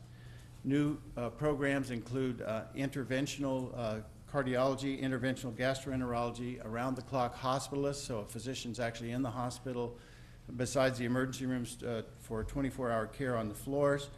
And we've become associated with the Bloom Cardiovascular Institute of Northwestern Hospital, of which I am now a member. And this means that really world-famous heart and vascular surgeons, thoracic surgeons, heart rhythm and heart failure experts come and actually have clinics within Lake Forest Hospital for our residents and the residents of the North Shore. I'm very proud to be a part of that group, and I really think that the technologies that we have been very helpful in saving many lives. I do interventional cardiology. If you come to the hospital with a heart attack, you might see my face, and we'll get a stent in there and open up your artery and try to help you. We also are involved in the training of new physicians and other paramedical people, such as physician's assistants. And I think that's going to be important to all of us. By the time this facility is built, I'm more likely to be a patient than a physician there, but at any rate, that's why the next generation is going to be important.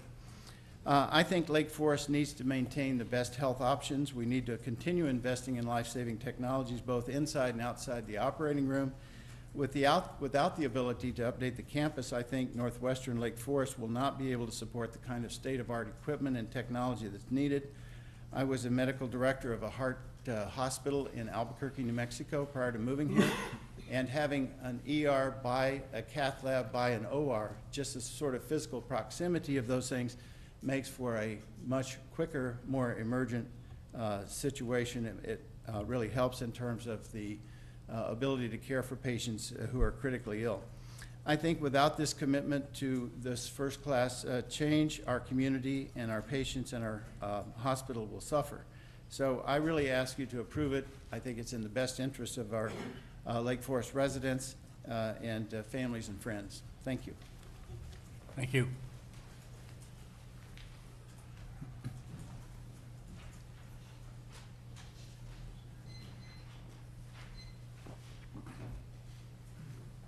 Thank you for the opportunity to address the commission. My name's Jack Hanlon. My wife Sue Hanlon and I live at 830 Lane Lorraine, and we are adjacent to the 40-acre parcel that we've all been discussing.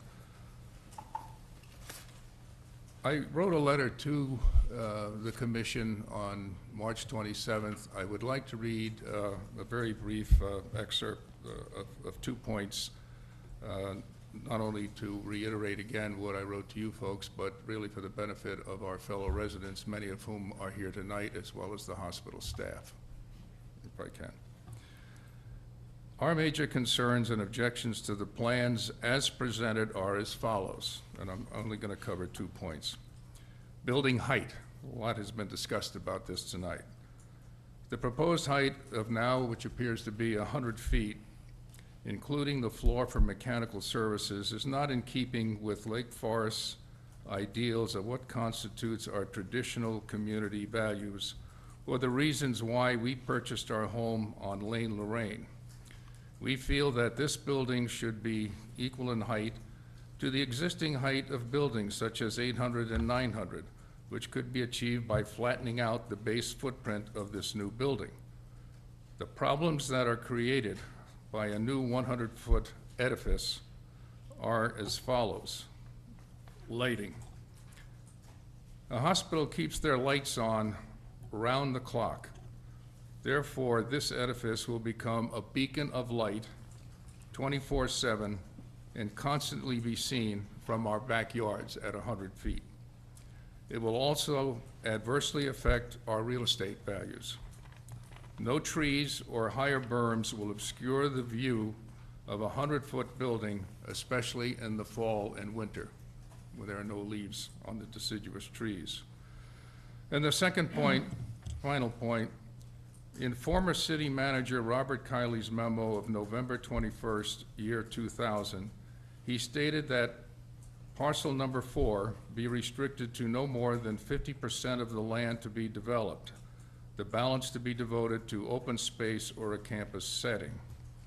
We ask that you, as our representatives, maintain that preference when granting a new ordinance that will govern the future development of this land, that is Phase 2 and Phase 3.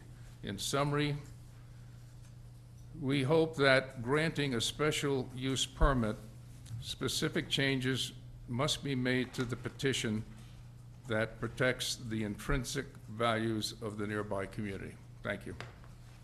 Thank you.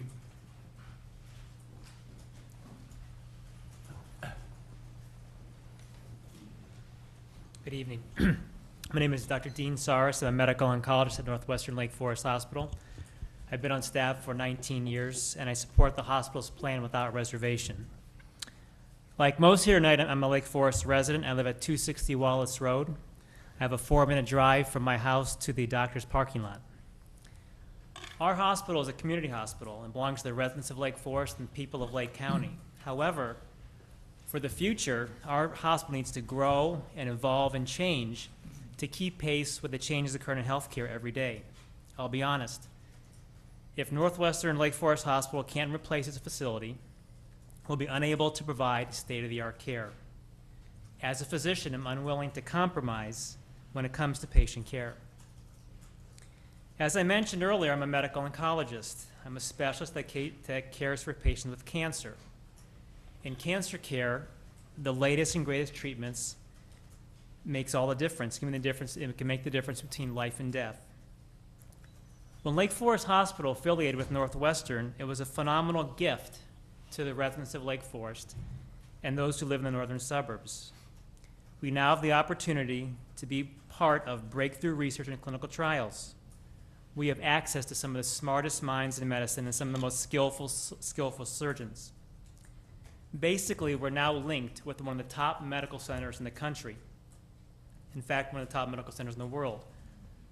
But in order to build on this affiliation and to make it grow, we need state-of-the-art equipment and facilities. The current hospital just can't support it. We want our residents of Lake Forest and surrounding areas to have the same treatment options as they would have if they went downtown to the city. They expect no less. So if we don't move forward, this wonderful gift will basically wither on the vine and we'll all lose. So thank you for allowing me to speak tonight, and there's no doubt in my mind that it's in the community's best interest to allow Northwestern Lake Forest Hospital to take the next step in the campus development project. Thank you. Oops.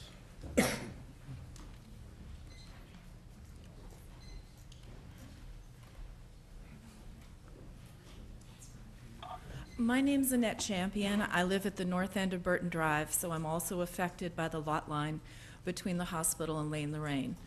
I prepared some comments tonight on the master plan, the draft from March 5th, and to a certain extent I feel like I prepared for the wrong meeting because there are some things that have changed tonight. But there's still a lot of things that remain the same. One of the purposes of the master plan, as I understand it, is to replace the 18 previous special use permits for the property. I was involved very personally in one of those, the one for the parking lot that you've heard referred to more than once tonight. I don't know what's in all of those 18 special use permits. They were not included in the master plan, and I'm not sure why they need to be superseded, because they were the result of processes like this that brought together the community to address issues with respect to the hospital development. So I would like to ask that, one, we know what's in those permits, and two, we need to know what the hospital wants to preserve and what the hospital wants to replace, and whether that fits with the needs of the community. There are some other issues. Going back to the parking lot, one of the things that was addressed in that in that permit was the north end of Burton Drive. And there's a provision for emergency access to the 40-acre parcel. Now that's a heavily wooded area. There's never been a street through there. And I think that this is the time to vacate that provision, because Burton Drive is 2 houses in from Waukegan Road. The access from Waukegan Road is there. There's no need to disturb the community by cutting through another road in Burton Drive. Another one of the statements in the master plan was about provisions of pedestrian and bicycle paths. We live in a very quiet community. They're all dead-end streets. The children can play in the streets, and there's no traffic, and they're very safe. We don't have sidewalks on our parkways, and we were assured by the town when the roads were repaved that we would not have any paths built there. So now I'm wondering, well, what's likely to happen? Is our community going to be opened up to outside traffic? Are our children going to be less safe playing in the streets? That's something, again, that hasn't been answered. There's a statement in the master plan that the hospital lacks direct access to Route 41. Well, it's about as close to Route 41 as you can get. Now, could there be some improvements at that interchange? Of course there could be.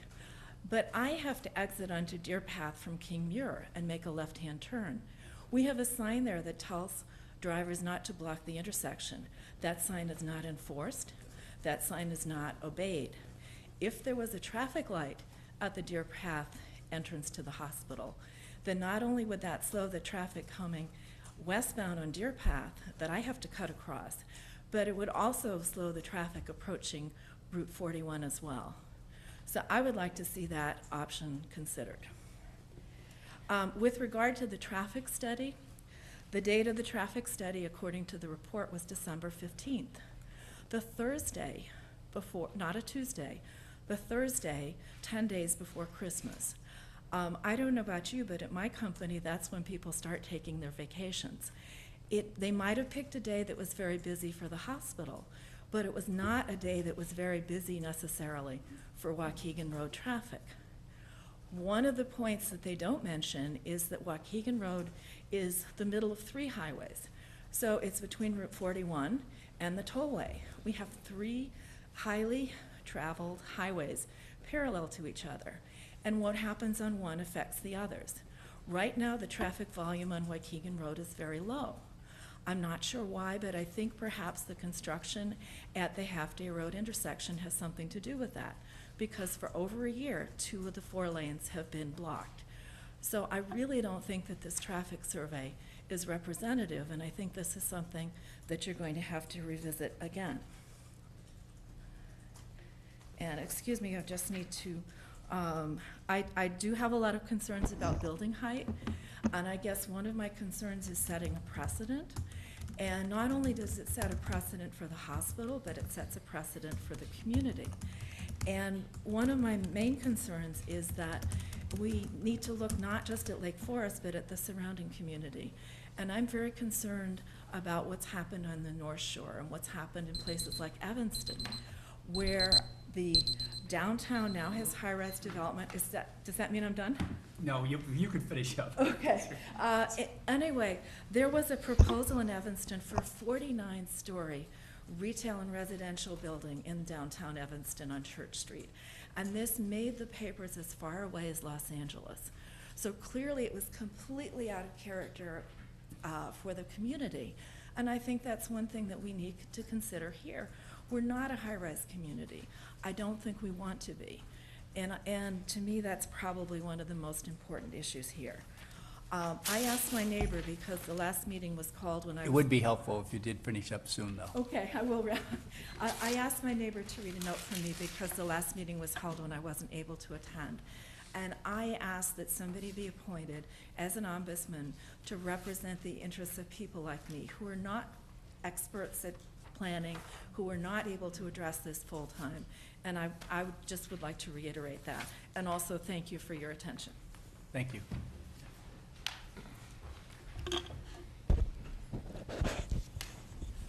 Good evening, members of the Plan Commission. I'd like to begin by thanking you all for taking the time to hear my testimony in support of the Northwestern Lake Forest Hospital's campus revitalization project.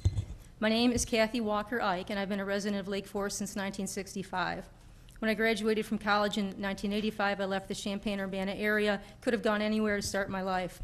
I chose to return to Lake Forest to begin my career in finance because my roots were here, I loved the place, and this is actually, frankly, where I could find some work. I pictured the many ways I would engage in the community to give back and worked very hard during my 20s and early 30s to be able to ultimately purchase my own home in Lake Forest. What I never envisioned was having a heart attack shortly following my 49th birthday, about an hour after a very easy 3-mile morning run. That was about 9 a.m. and it was 15 weeks ago. As anyone who has suffered a heart attack can tell you, it's a terrifying experience. Every second counts, and with life very much on the line, the last thing any rescue team needs is poor building design and elevator access hurdles derailing the emergency response. You see, in spite of a totally perfect 911 dispatch, a completely perfect police, paramedic, and ER unit response the morning of January 19th, the rescue crew, my dad, and I were stuck in an immobile elevator as we segued from the ER to the cardiac cath lab. If it were not for the 60 to 90 seconds spent waiting for someone to walk by and swipe their elevator card, the dedicated rescue team would have set a stretcher to stent record with my case. That's how good they were. I mention this not at all out of disappointment, but as a matter of discourse and testimony. Disclosure and testimony. I received excellent care during my emergency and while hospitalized at Northwestern Lake Forest Hospital. The advanced level of diagnostic treatment and care administered from the field by the paramedic team led by Eric Globerger was as top-notch and professional as was the response to my unplanned arrival by the ER team led by Dr. Mike Peters. The competent and caring hands of these individuals gave me complete peace while I was in their custody, from my living room to the doors of the cardiac cath lab. The operating room experience was compassionate, educational, and totally fluid. To this day, I am completely amazed at the way Dr. Mayer put his own life in jeopardy to fly down Waukegan Road from his Bannockburn clinical setting to save my life. But it wasn't just me who was taken care of that day. The entire staff took the time to explain the situation to my family, enabling them to enjoy peace of mind during this stressful occasion. We can't predict the emergencies that arise in our lives, but we can do everything in our power to make sure that the people who can help us are properly supported by competent facility logistics. The hospital is one of the founding pillars of Lake Forest. It remains a gem to this day because the professionals working there stand ready to deliver outstanding care to us all. By approving the proposal before you, you enable them to continue this legacy for years to come. Thank you for taking the time to hear my stance and to consider my message of support. Thank you.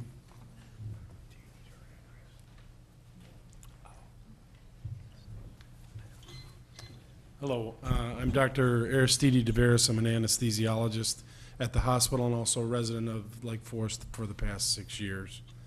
I served on the board of the hospital when we discussed initially merging with another hospital system to provide additional healthcare resources for our community. When we considered potential partners, we examined several strategies in which we could continue to provide the best medical advances to this community. Since partnering with Northwestern Memorial, we've gained access to a larger network of exceptional physicians and more cutting-edge technologies than ever before. This partnership has the potential to provide progressive and increased quality of care for the community. As a stakeholder in both the hospital and in the community, I'd like to see the realization of this potential. I've spent 22 years on staff at this hospital, first as an anesthesiologist, then as chief of the department, and recently as past president of the medical staff. I, along with my colleagues in anesthesia, surgery, radiology, pathology, nursing, and the internal medicine disciplines, have developed a multidisciplinary approach in providing the best possible surgical and post-surgical care to the patients of this community. We as physicians perpetually seek better methods of care delivery, putting into practice new medical advances through a constant engagement with continuing medical education. As healthcare technology continues to advance at a rapid pace, we as a community need to make sure that we have the tools and services in place to provide our residents with this advanced care. Without state-of-the-art equipment and facilities, many new advances in healthcare delivery cannot be deployed, limiting our abilities to maintain the high treatment and safety standards for the patients of this community. This campus revitalization is an integral part of delivering that care. This is about so much more than just replacing a building. This is about designing a facility to meet the needs of the future. This is about addressing the needs of our children and grandchildren. I have 2 boys, one in elementary and one getting ready to start high school. And I'm amazed at the number of cutting-edge technological and educational resources they have in the school system here. So I would like to see the very best medical resources available to the children, the adults of the community that require medical care. Creating this facility is also about addressing the needs of the adult and senior members of our community. The generosity of this community has traditionally taken into account the welfare of our senior population through a number of social services and activities. We should not stop there. Many medical services that can ensure good quality of life have to do with easy access to outstanding care without having to travel far from home. We have the ability and opportunity to provide both outstanding and accessible care at Northwestern Lake Forest Hospital with a new facility. Please support it. This is the only way our hospital can continue to serve the healthcare needs of our community with the quality care we have come to know. Thank you. Thank you.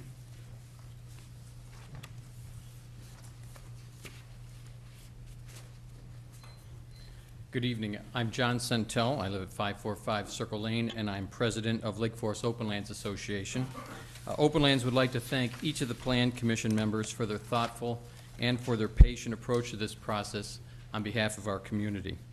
At the last Plan Commission meeting, Open Lands shared issues that we believe are worthy of serious consideration in the hospital's land use master plan and requested the need for more specifics from the hospital regarding possible protection of open space and view sheds, building height and setbacks, and consideration of natural infrastructure before approval of a master plan.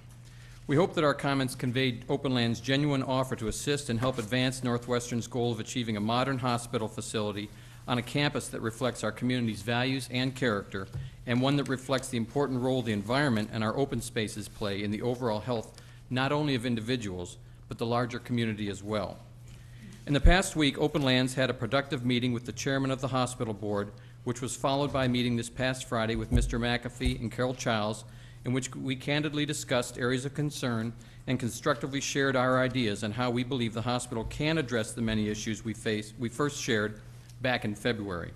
I think it's fair to say that both organizations seem to agree to work cooperatively toward a campus that embraces both the health of people and our community's core values. At our meeting on Friday, Open Lands shared conceptual suggestions and rough schematics intended to engage some new thinking that could lead to a productive compromise and create a campus design with an acceptable visual, aesthetic, natural, and environmental balance, one that fits well both in the immediate neighborhood and in our extended community. While we had a good conversation, it will take more time to see how these ideas can be translated into a more formalized plan. We're encouraged by our 2 meetings last week, and Open Lands remains committed to doing the work that needs to be done with the hospital. We thought it would be helpful to share with the Plan Commission some areas that Open Lands and the hospital discussed in our short meeting, and that we hope that can further shape and refine and will work out to agreement on. There was agreement to reconsider whether surface parking areas can be reduced to create more open space and better address stormwater and site hydrology. Open Lands believes that by reducing the amount of impervious parking surface space in the master plan layout, a softer, more open, inviting, and natural-feeling campus could be created, which ultimately creates a much better balance for the campus and buildings in total.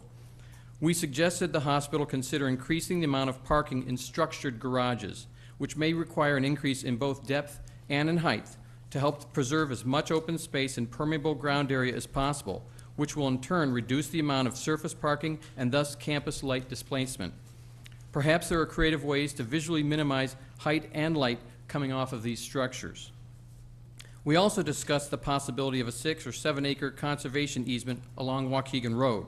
We noted that additional potential opportunities for open space preservation in the 160 acre campus, such as next to the residential development and by the South Area campus as well. Both parties expressed a mutual desire to minimize nighttime light spill, but we did not get to the point of identifying how this could be done.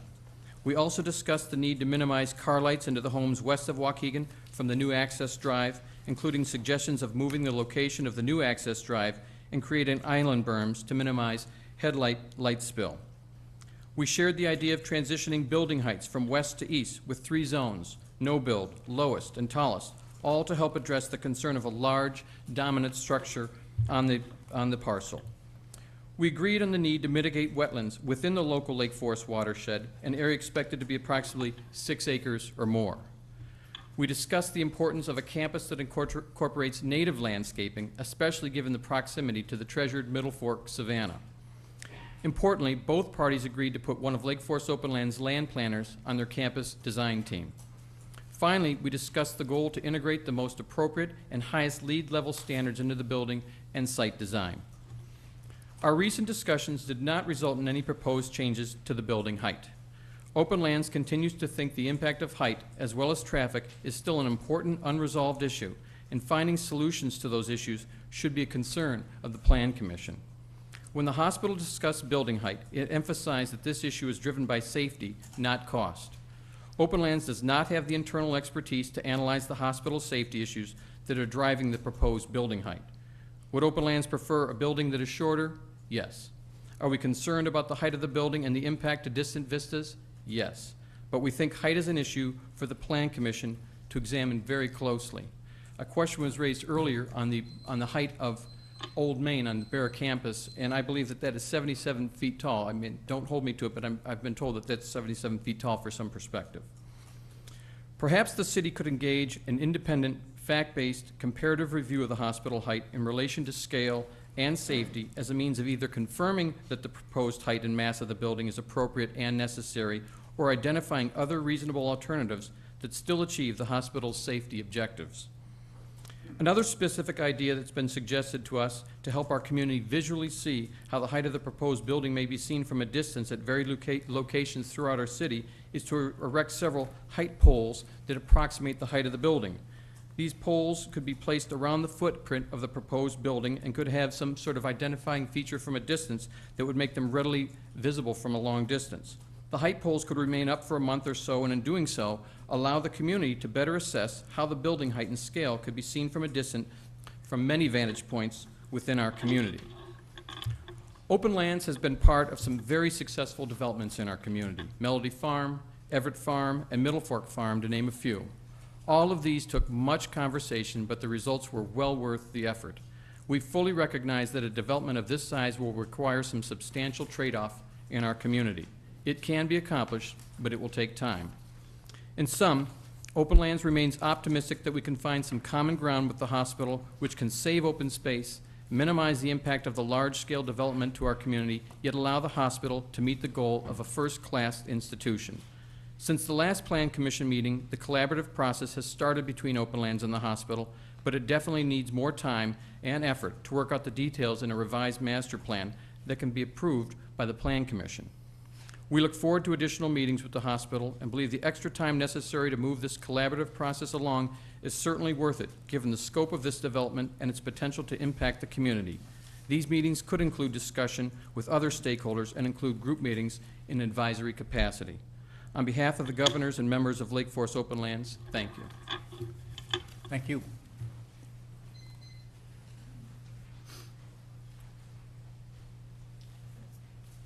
Hi, my name is Fred Montgomery, and I live at 870 Gage Lane, and thank you for the chance to speak to you. I don't question the need or the quality of what's being proposed, but I do have some comments about the traffic study. And I wonder, I haven't looked at it real carefully, but I think that it should address 43 and 41. In Gage Lane, there's about 20 families that live there. So if you're going off of Gage Lane, trying to enter onto Waukegan Road, right now it's very difficult, especially a left-hand turn on Waukegan Road is difficult. 4 lanes of highway, the speed limit's 45 miles an hour, people often go 50.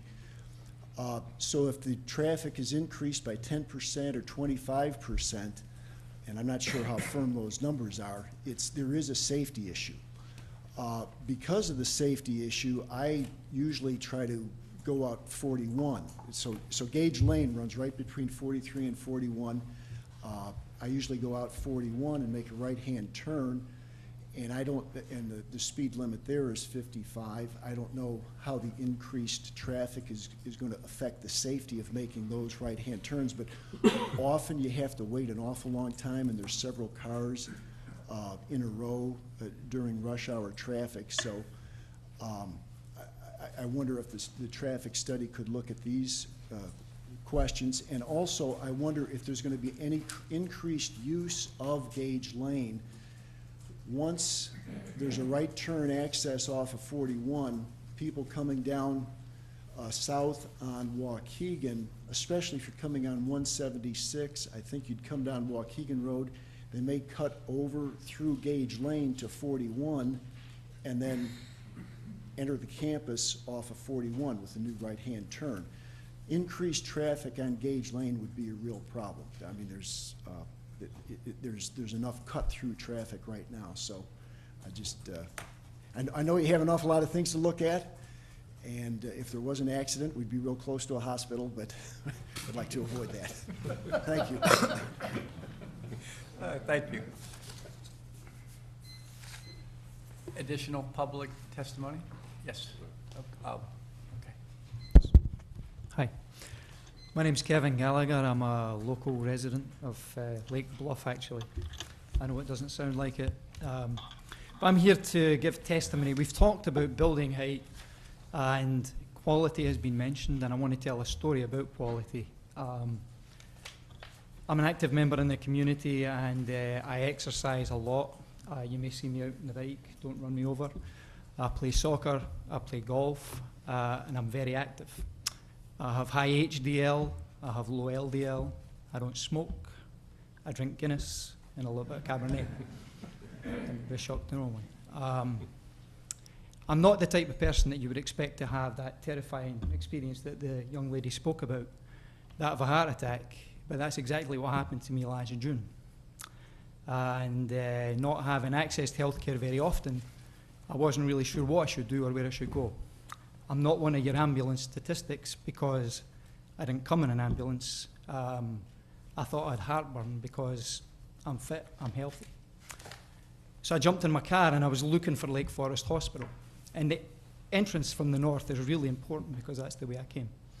And I did find the hospital in the emergency room. But when I got there, that's what's really important because I had access to what I consider world-class care.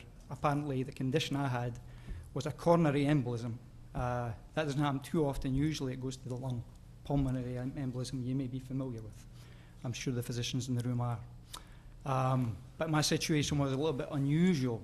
It was accurately diagnosed very quickly by Dr. Ian Cohen, who's not in the room, a fabulous physician. And if he's a testament to the physicians we have at Lake Forest Hospital, I can tell you the quality is there. I had a fabulous outcome. I'm wearing a heart rate monitor tonight. And it's for demonstration purposes, just to tell you that my readings now, in terms of my heart rate, are the same as they were before I had my heart attack. My heart rate maximum is the same, my averages are the same, and that's all because they got me in and out within 60 minutes. So I can't speak any more highly about the quality of Lake Forest Hospital, and I'll only say this, I was lucky because the heart care there is fantastic. There are other areas that need to be developed. I think this campus is going to be a key piece of that. And if we lose sight of that because we're talking about building size, and I don't diminish that because I know the local residents, that's really important. But if you are in trouble someday, you may thank your lucky stars that this world-class facility is that close, regardless of how large it is. Thank you. You're welcome. By the way, it's that damn Guinness.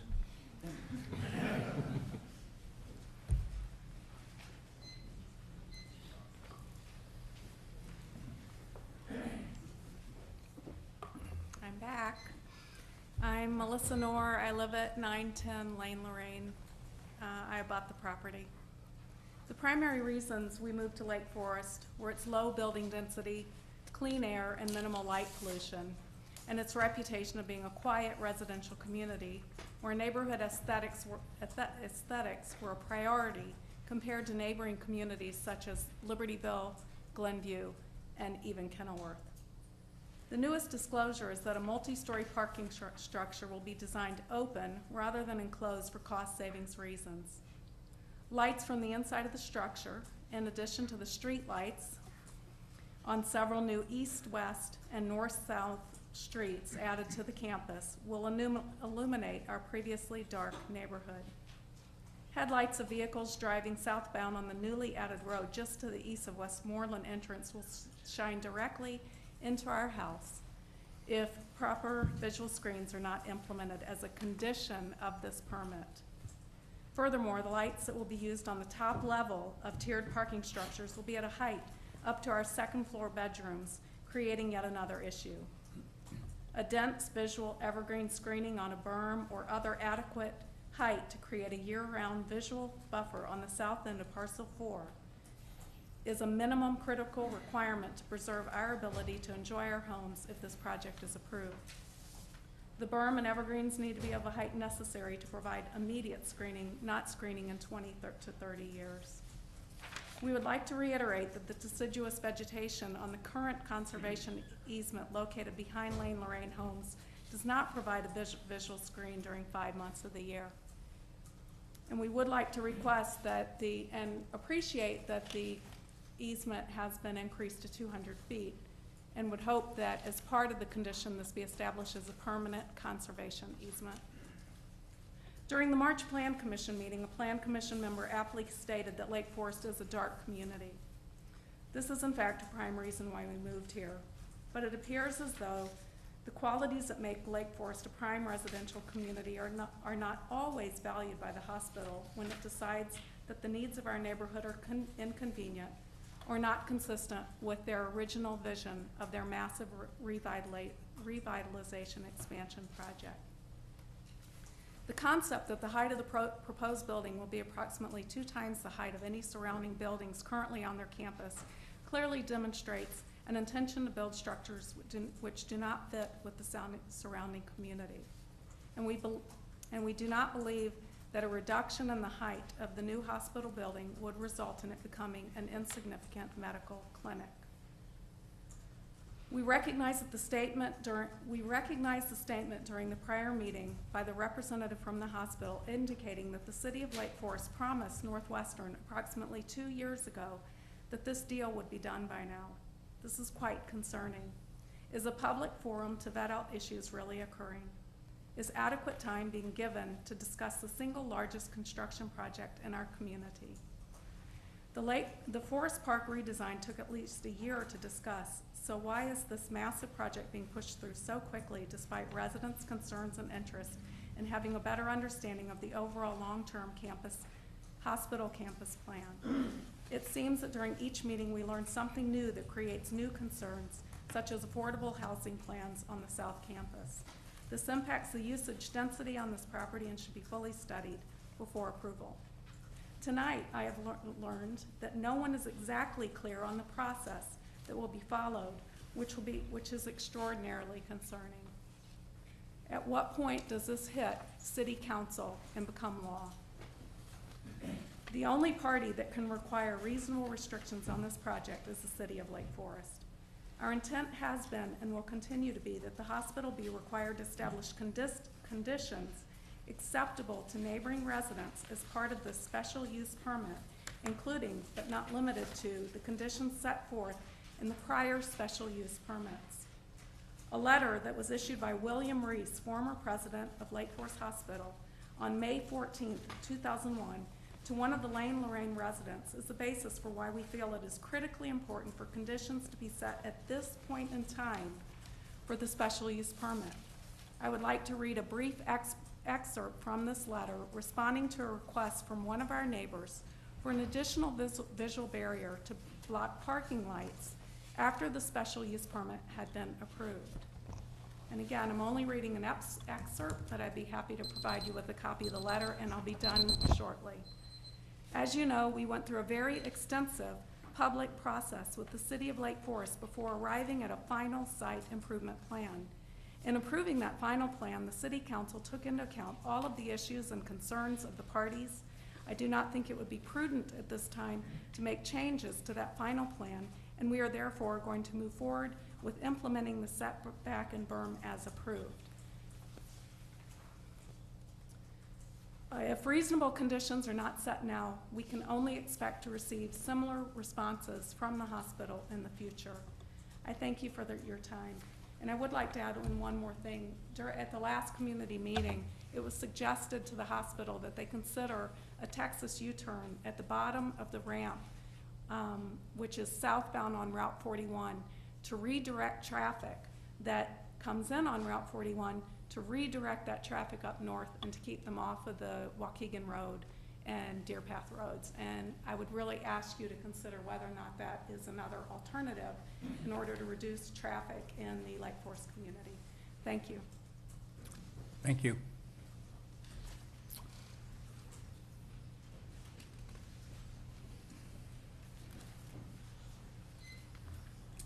Good evening. I'll try to be brief because it's been a long evening for you. My name is Earl Frederick. My wife and I are residents of Lake Forest Place, having decided to spend our declining years in your community. One of the important factors in our decision to come to Lake Forest Place was the close proximity of Lake Forest Hospital and the long-standing working relationship of the Presbyterian homes with the hospital and the physicians on the medical staff. That's as important to senior citizens as it is to the rest of the community. I spent my professional career in healthcare.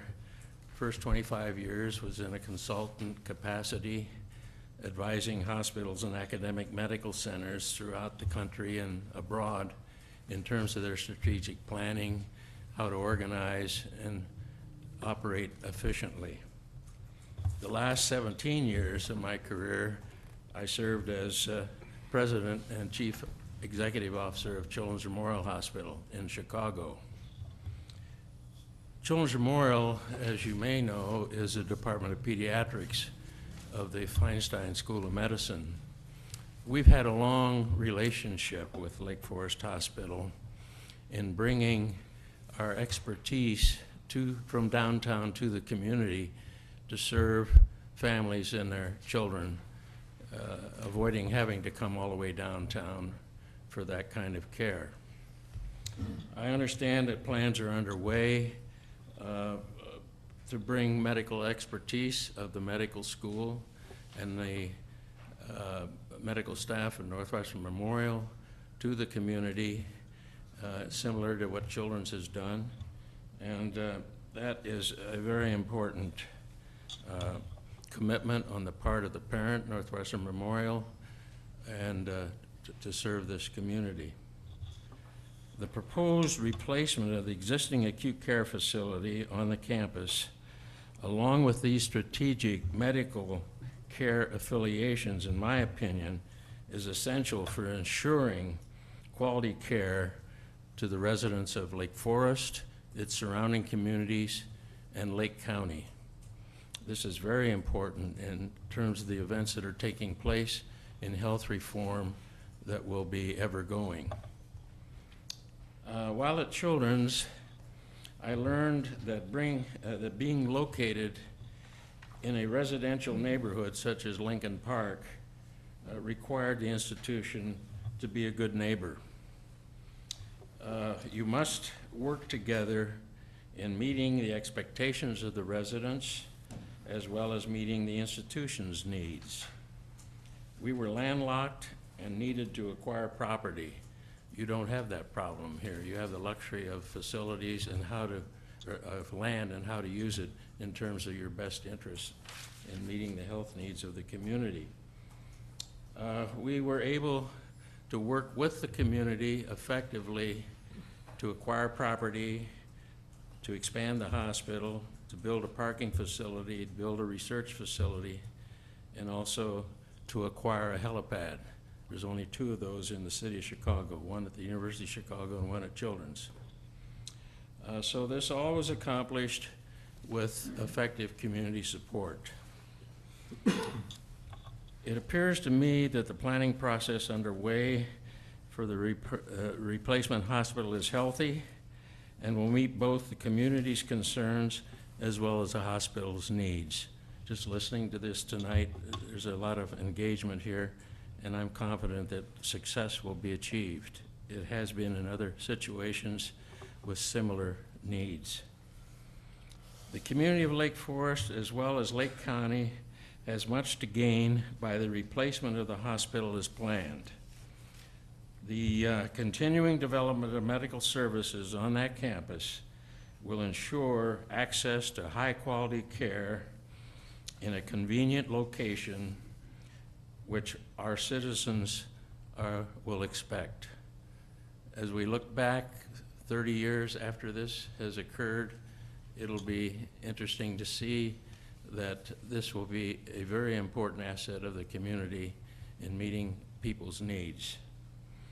I urge and recommend that the Plan Commission support Northwestern Lake Forest Hospital in its redevelopment efforts. It is essential to the health of the citizens of Lake Forest and Lake County, and I thank you for the opportunity to appear before you. Thank you very much.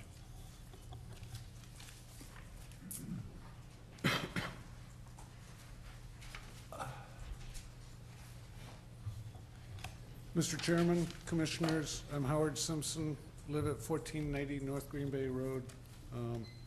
And I just want to express that I'm here as an individual and no association with Lake Forest Open Lands tonight because they speak for themselves. Lake Forest Hospital has been my primary caregiver for my entire life.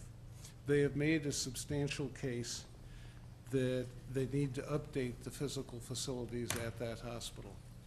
I think they have been persuasive in it. They have offered to collaborate with groups and institutions, and further collaborations in the next step as the plans become refined. The problem is that when you, the commission, recommend to the city council, those amenities that you bestow on the petitioner become rights. And this may be the last opportunity for many people to ask you to put conditions on them. I have never been in favor of enclosed high-rise parking until tonight. If stacking in the height make sense for a state-of-the-art medical facility to treat our population, it probably makes sense for the parking also. If you expand or allow 2 stackable parkings with a roof enclosure so that the last floor is not open lighting and it's properly lighted, I believe much of the splash lighting will stay within the structure and not bleed out the way a normal parking lot does.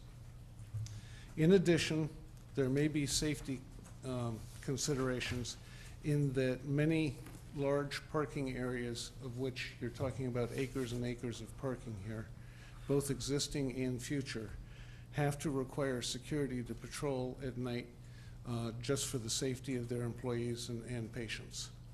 I believe an enclosed facility would allow better security, closer to the building access, and all the reasons that were stated for the main hospital. I also believe that the water runoff of the impervious surfaces is extremely important, and that the hospital will do the minimal obligations of retaining water, retention ponds, those things that are mandated by stormwater. But the less that they have, the better they can retain it in the same area, and the slower it enters into the city water, stormwater system. I also believe that there's a trade-off that's been talked about but not specifically taken out. If we are to believe that the height requirements and testified to structure that they're proposing has efficiencies not only for the state-of-the-art facility, but also in the economics of running it and the safety of their patients and visitors, then the trade-off might be additional open space, additional conditions and requirements. And I'm a little off script here tonight because some of those concerns I've had over the last few weeks have been addressed tonight without me knowing about it when I was preparing for this. I have to condemn the hospital into giving the 200 and 250 foot, the berms, all the other amenities that they testified to tonight without the knowledge of knowing what they're going to get. And that's a very brave position for a petitioner. I do have considerable concerns about no conditions on the old campus. The commission seems to be talking about doing phase 1 and phase 2 all at once so that it flows well. I think some sort of further definition for education and research has to be looked into, because those are such broad subjects that it's uncertain, probably in the hospital's mind and in the community's mind, what that actually entails. And that would cover a 370,000 square foot building, so it could be big. Also, I'd like, may I continue? Briefly. Briefly. Also, I'd like you to consider the aspects of being as definite in the conditions and the requirements, whether they're law or aspirational, coming out of this committee, because whatever the city votes on in the next few weeks or months will become rights, and those rights will impel the hospital to spend real resources on detailed plans. And to take back those rights or to re-express them in a more conditional way later would be a disservice both to the hospital and the community. So be as specific as you can with all the unknowns you're dealing with. And lastly, I think that Northwestern Memorial has given the hospital a new life, a lot of resources, both in the medical world and in the experts that they've had draw up the plans and testify before you. And I hope that the conditions will lead towards more collaboration when the next phase, whether it's review or buildings or the commission that was spoken about tonight. Thank you very much. Thank you.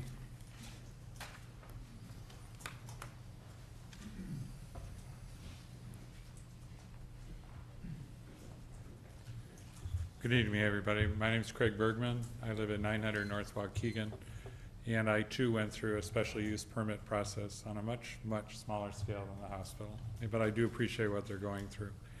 I'm a landscape architect by training. I understand the process of master planning, schematic design, schematic response, final design, and I am just urging you as a commission to truly listen to the magnitude of what Kathy had inferred when she said, make sure that you understand that these are guidelines that you're setting, because you won't necessarily have the opportunity to set guidelines after the master plan has been accepted. The hospital is a very large client that I would consider if I was working with them. And the bigger the client, the bigger the budget, the more complications, the more neighbor issues, the more expense. So of course they're going to be very concerned about the expense of this project, because they are in the business of making money to pay their staff minimally, but also to expand the next hospital that they choose to purchase. So I just have a couple of points that I want to cover because I just feel that I need to say it as a neighbor, but I also need to say it as a Lake Forester.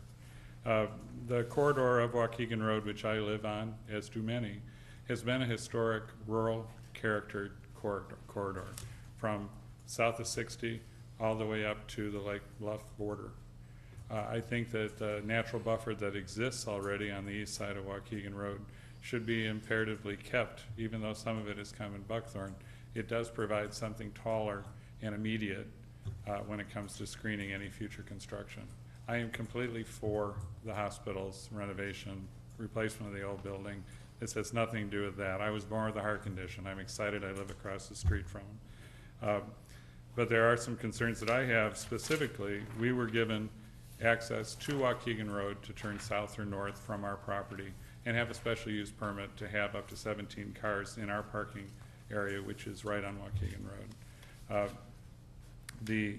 Kathy said that we would watch the traffic issues and see if the left turn and the right turn was in fact okay after a while, and we've been there for over a year. And with caution, like the man had said, turning off of Gage Lane, we can turn north without any hesitation.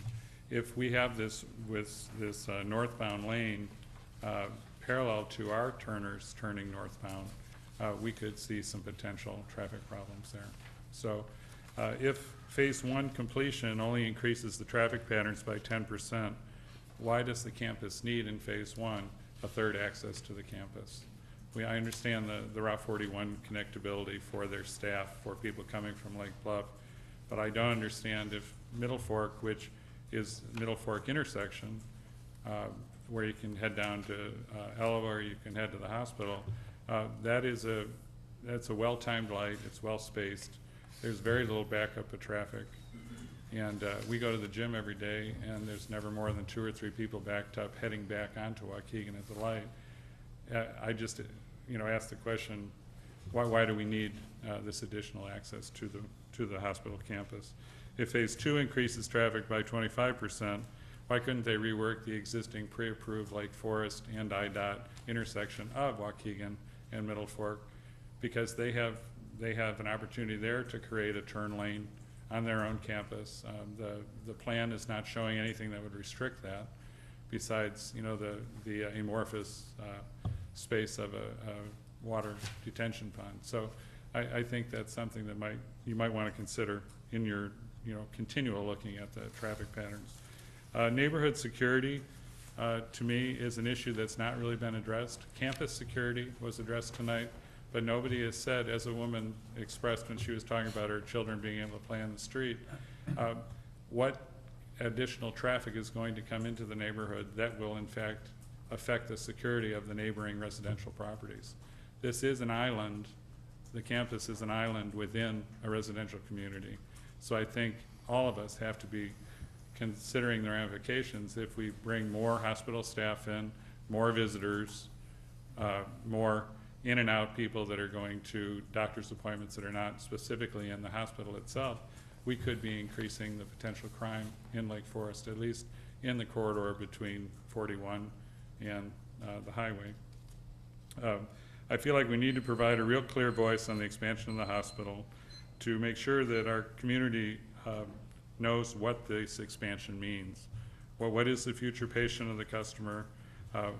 Who is the visitor coming to the customer?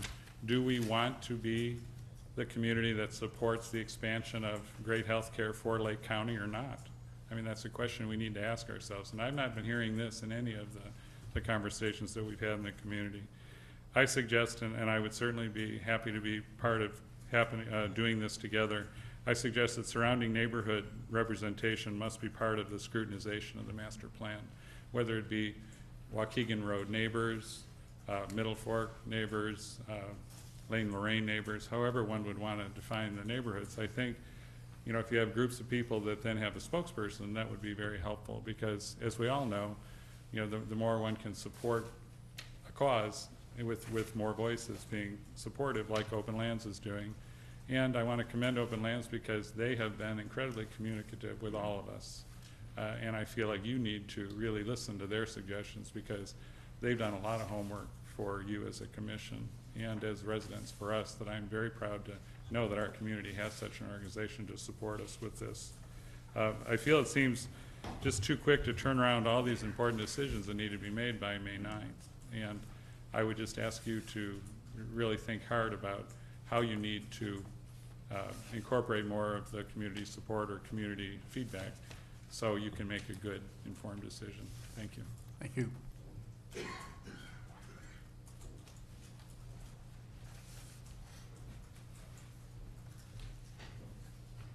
Good evening. I'll be brief. My name is Jeff Giannelli. I'm on Lane Lorraine, 921 Lane Lorraine. I applaud the hospital's efforts for increasing the area around the hospital and pushing the building to the east. I think that they're demonstrating their willingness to work with the residents. However, this is not a Lane Lorraine issue. It's not a Waukegan issue. It's really a Lake Forest issue. I implore the group as a whole to drive to Arlington Heights. I had the misfortune a week ago of having to drive to Arlington Heights to visit an ill grandmother. Take a look at Northwest Community Hospital, and I'm sure that what you're going to build in scope and size is different. But back away from the building 50 feet, back away from the building 300 feet, back away from the building 1,000 feet. And that'll be what the residents of the King Muir subdivision will see at night. The parking structure, they tried to put screening, they tried to block it. I'm sure that the hospital will do what they need to do, but I implore you to look at other hospitals at night and understand what the community as a whole is going to look at. I'm the father of 5. I'm very happy that I have the hospital at the end of my block because we've already used the emergency room several times. So it's good to have it close by. But the reality is, I think it's important to look at this as a Lake Forest issue.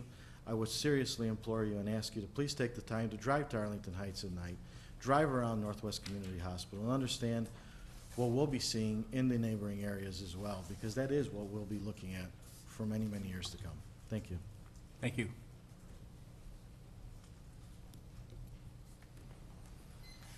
Kathy? Your turn. Oh, did you have public comment?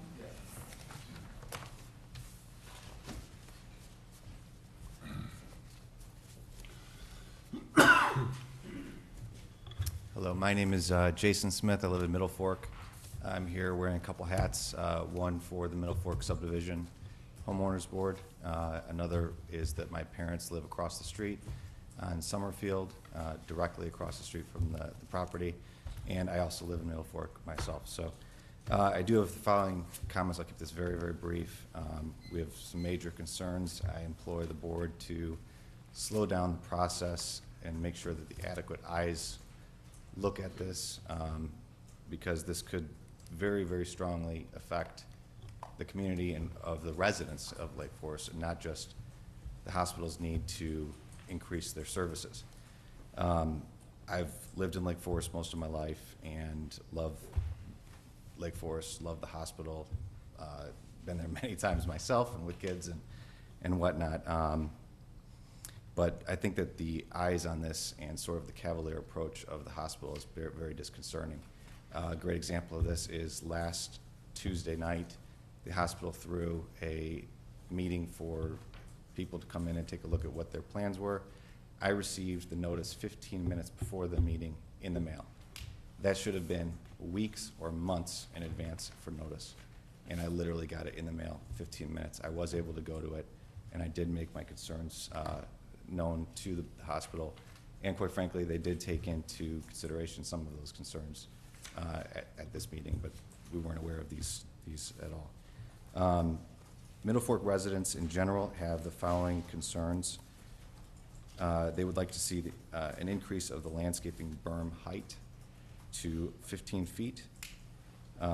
We would like to see it a very wide and broad area where that berm is, so that it's not just straight up, it's gradually and sensitively installed.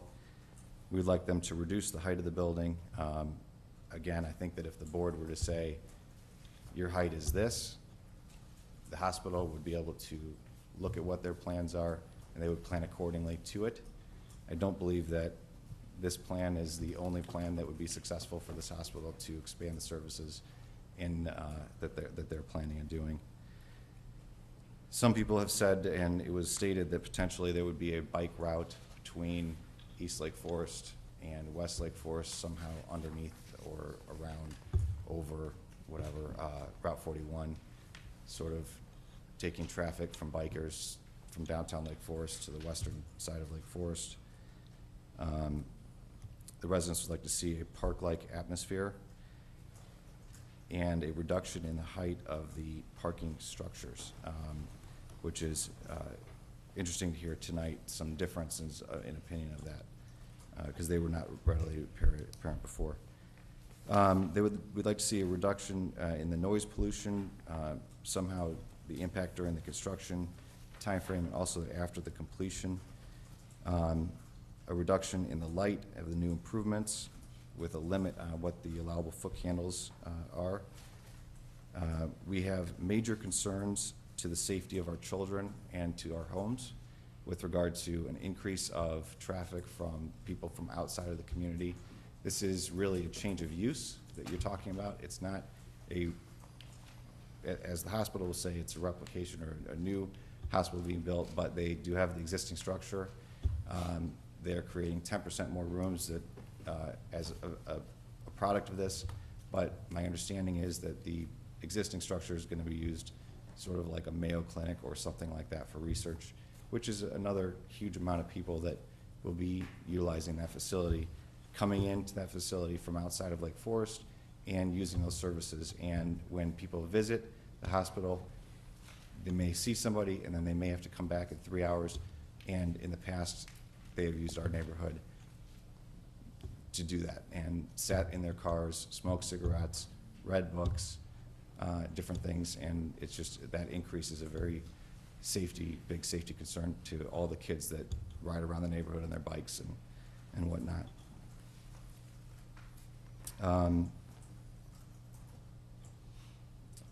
The other thing is the traffic patterns on Waukegan Road. I, like Craig Bergman, do not understand why a new access point is needed off of Waukegan Road for the first phase at least, which would be only a 10% increase in traffic. That doesn't make any sense whatsoever to do that now versus doing that in the future. And lastly, I think that the idea of this community advisor board is probably a good idea, but I think that to pass this through the city now without having that advisory board's recommendation is not a good idea. I think that the advisory board should recommend things to this board, and you should take that into consideration, because this is our only shot of bringing these things up. And, you know, as noted with this sort of approach that the hospital's had, giving no notice of things and doing things that are economically the least expensive for them is not going to be well received to the entire community. This hospital will be, as the height proposed, seen from all of Green Bay Road. Every one of those houses looking west will see this, and it'll be a big standout structure within the city. So I please hope that you slow down the process, allow this to get the same scrutiny that McDonald's did several years ago, which took 2.5 years to get through and have a drive-through. Thank you. Thank you.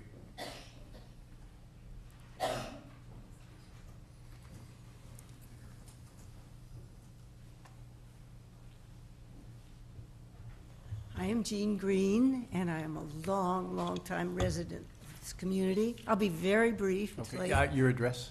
890 Hawthorne Place. Thank you. That's just off of Westminster. I just have a quick suggestion and wonder if the hospital has considered beginning the process by building berms or putting in whatever kind of screening will do the job, and start with that instead of the buildings, because I think that will give people in this community confidence that the hospital really cares about aesthetics and cares about nature. Instead of starting with these huge buildings, start with something that's going to be soft and inviting, hide the buildings. Of course, I also think that in the parking lots, they could put trees in spaces where there could be some cars, islands of trees, that softens everything. But most of all, they have, I'm sure they know this, a huge opportunity, a wonderful opportunity to build an extraordinary campus that is so beautiful, that has nature trails and makes people just feel good by being out in nature. I'm an artist, so I'm a visual person, and I care a lot about trees. So I just make that suggestion to all of you and to the hospital. Nature heals also. Thank you.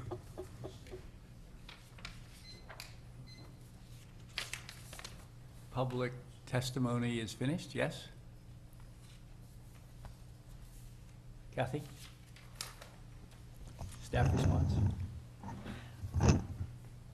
A lot of good comments. I think a lot of those items have been identified in the past and are continuing to be discussed.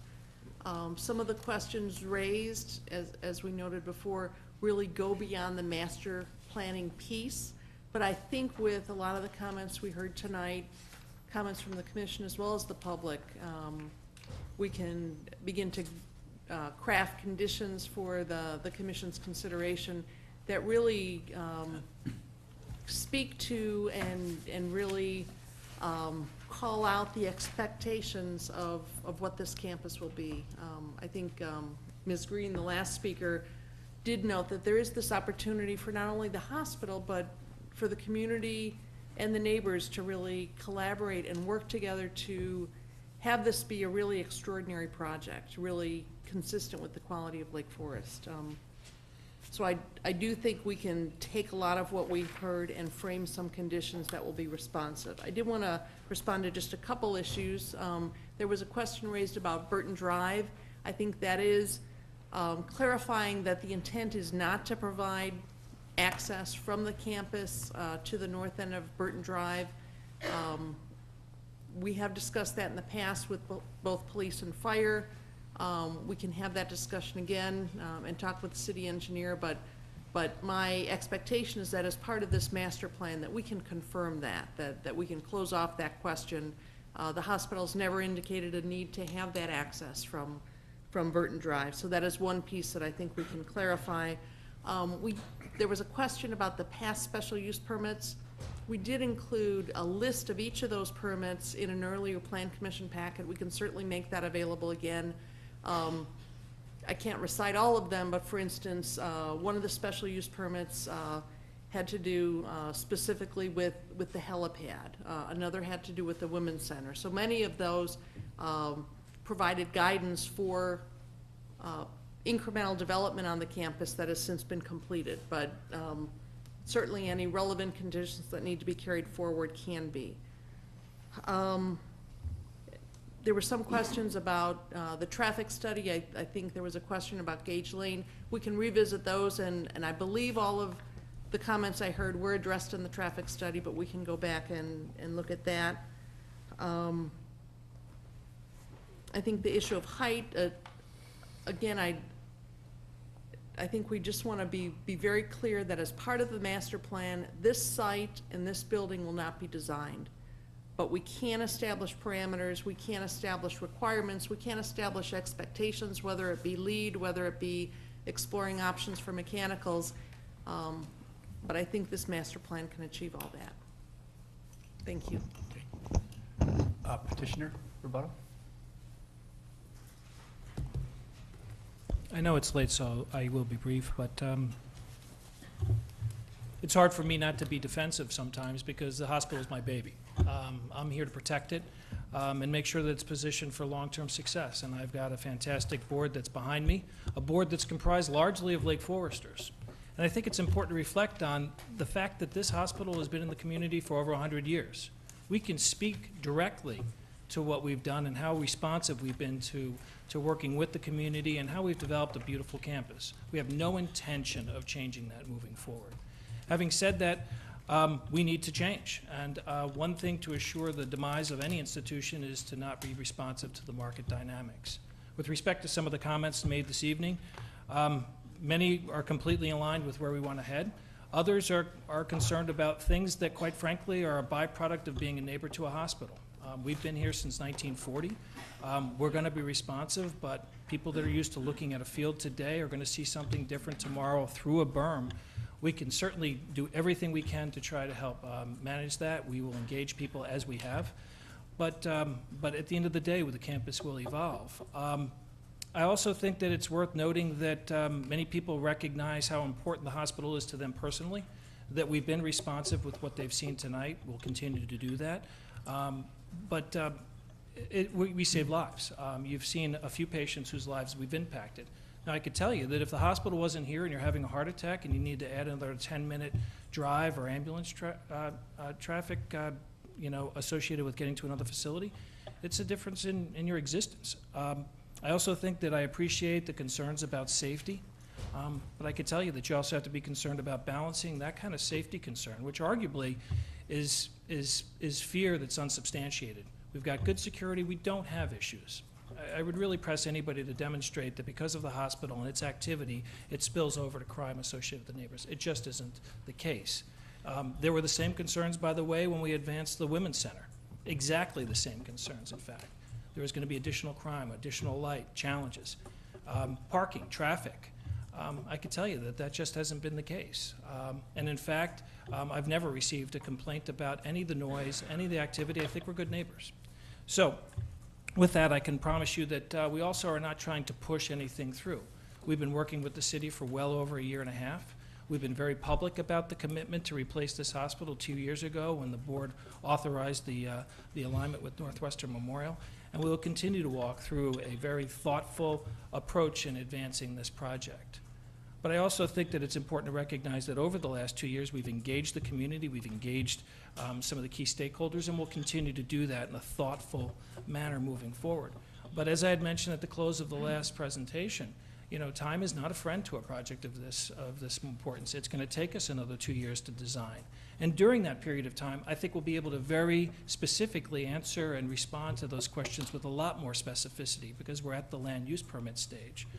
But 2 years of design and 3 years of construction is a long time. I think that we've been responsive and we will continue to collaborate very much with the city and with our residents. Thank you. Thank you. What I would like to do now is combine final questions from commission to petitioner or staff, and also commission discussion and comment. Starting with Commissioner Culbertson.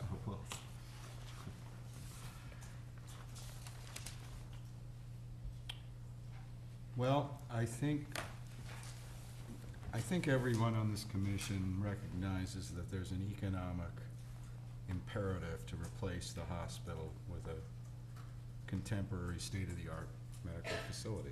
I don't think anybody up here is opposed to that notion, but I think at the same time, there's an environmental imperative as well to preserve the character of Lake Forest and to make sure that the rights and the security of surrounding neighbors are protected.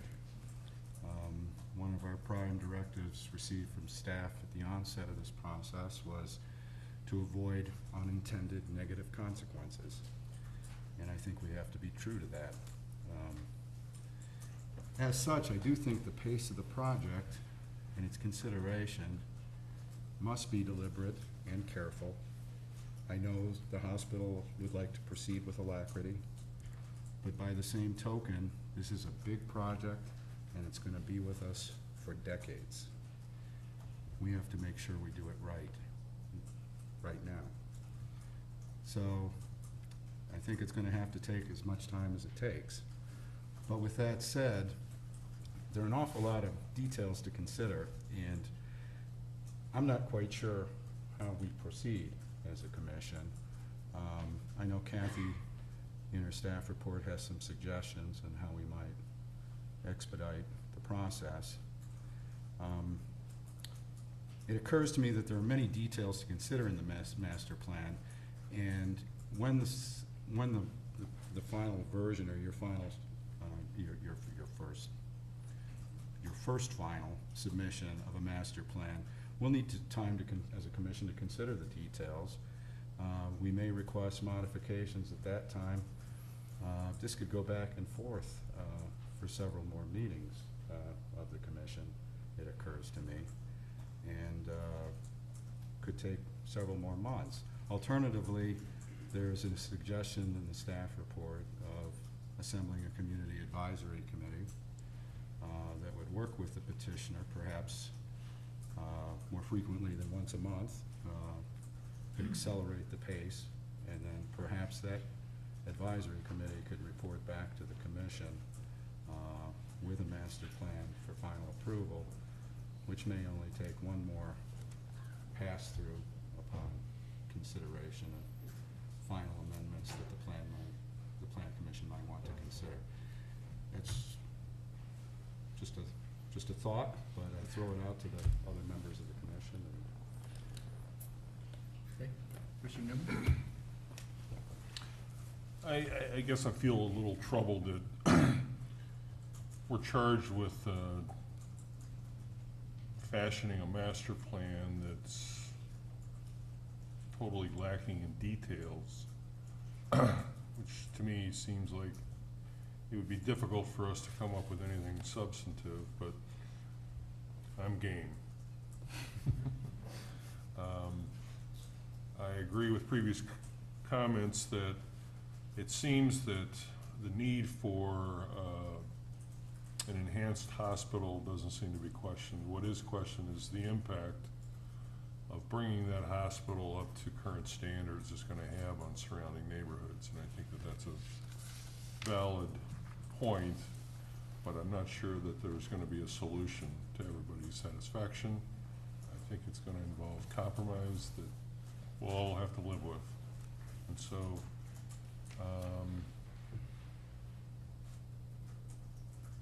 I guess we try to move forward from there. I'm not sure where this goes, but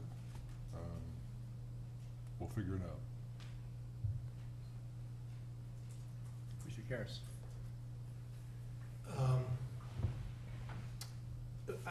If I could, I could start with some tactical questions for you. A couple of things that I think came up in the past hearing that I just wanted to put closure on. One was there was some mention of an easement or something along those lines, not with regard to the buffers, but I think there was some easement that I recall from the property owner, the prior property owner or something like that. Could you detail that or refresh my memory on that? Sure. Has that been resolved? Sure. Actually, if you were to look at this graphic on the screen, to the left, where that dotted line is approximately the line. So if you were to carry that laterally west, and go south, that's the quadrant that has the current deed restriction that goes back with, 20, 25 years, something along those lines, that has a height limitation associated with 35 feet. So we've been working with the plan so that certainly if we were to move the building to the west, it would violate that, and we would work through the holders of the deed restriction to see if we can get relief. If not, it would have to move to the east of that in order to support this plan. Okay. And moving to the east seems to be a consensus type of desire, I guess, so it wouldn't conflict with anything that we've heard today. I think optimally, when we look to the site with the drainage or the natural design of water flow for the campus, just the whole spacing and access off of Route 41, that the dotted line location is optimal. But again, because we haven't engaged the architectural firm and haven't really locked down the geometry of the structure, it hasn't been refined. I think that we'd like to have the flexibility of being able to do this. Because, for example, we've talked a little bit tonight about structured parking, and depending upon the conclusion on what's the right balance, it might violate that. So we want to make sure that we're not working with a restriction on the campus that doesn't allow creativity and meet the collective stakeholders' needs. And the next thing is something I may be mistaken on, but weren't there 2 towers with the building before, 2 high points, and there's a third at this point?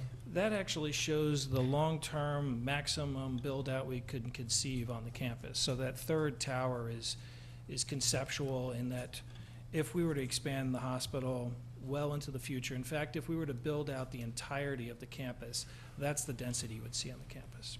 So that's not what's proposed. You could pull that block off, and effectively that's what... So that's a future phase. Correct, right, which may or may never be built. But again, back to the land use plan, we wanted to be able to demonstrate the maximum density that we would ever anticipate on the campus. Thanks. You're welcome. This is our 4th meeting, I think, on this, or before this commission. How many meetings have you had between the city, would you estimate, and other public groups, open to the public, and meetings of disclosure and Sure. and detail of the plan? Wow. Well, I think organized around the planning process, we've had 4 community meetings in which we've invited and have said certified mail and have followed the appropriate protocol. So with respect to notice, it's a separate issue. We're not sure what happened there. But we've had 4 where we've invited the community. We've had 4 plan commission meetings, and we've had about 5 or 6 meetings at least with open lands, in addition to countless meetings with individuals, as well as some of the key other organizations that are in our community. So, for example, we've had probably 12 individual meetings with anybody that's advanced a concern. We've also been very responsive to sit down and go through this plan, because not everybody feels comfortable with some of the graphics, so we've actually worked through the detail to be able to very specifically answer those questions. So I would say in aggregate, there's got to be 25 meetings plus with key stakeholders. And I will say, not to contradict my commissioners, my co-commissioners, but I do think that every time we've had a comment, you've been responsive, and I appreciate that. I think as evidenced by that, we saw the additional buffer and the berming recommendations, et cetera.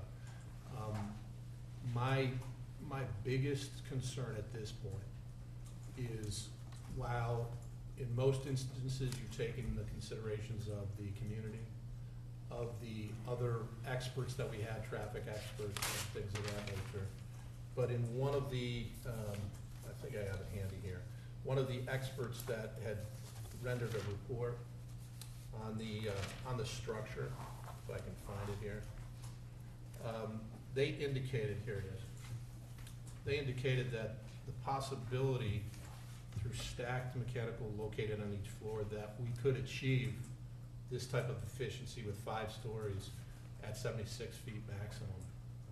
And as I stated, I came out from the start of this hearing with that concern, and I think we stated it last time.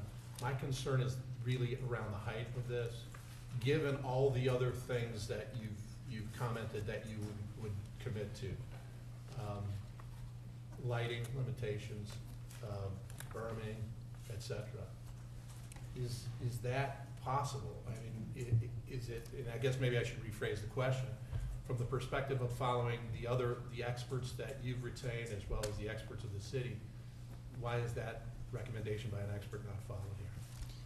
I think that, again, that was that in response, I assume, from our request for a peer? Yeah, I would just say that, you know, we gave you a total of 8 peer review comments, and as you go through it, you'll see some variation in the recommendations, and yes, there is one that talks about a split mechanical system, floor by floor. You know, to me, this really goes back to the question of when is it appropriate to make that kind of decision in this level of investment that's going to be in place for 50 years and needs to have the flexibility to anticipate the unknown. So to be prescriptive on a really tightly designed either structural or mechanical system at this stage based on 1 comment out of 8, I think would not be the way to make that decision.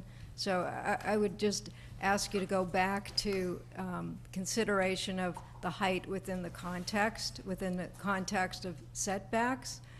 On this model, you can see the huge distance between Waukegan Road and any structure. So looking at height in isolation, I think would not be appropriate either. Look at it in the context of setbacks and the massing, the scale, the breakdown of that in a tiered transitional way with landscape elements. And back to Ms. Zerniak's comment about what are we asking for approval here, it's outside boundaries. It's a master plan level so that we can go in and design an enduring solution within those outermost boundaries.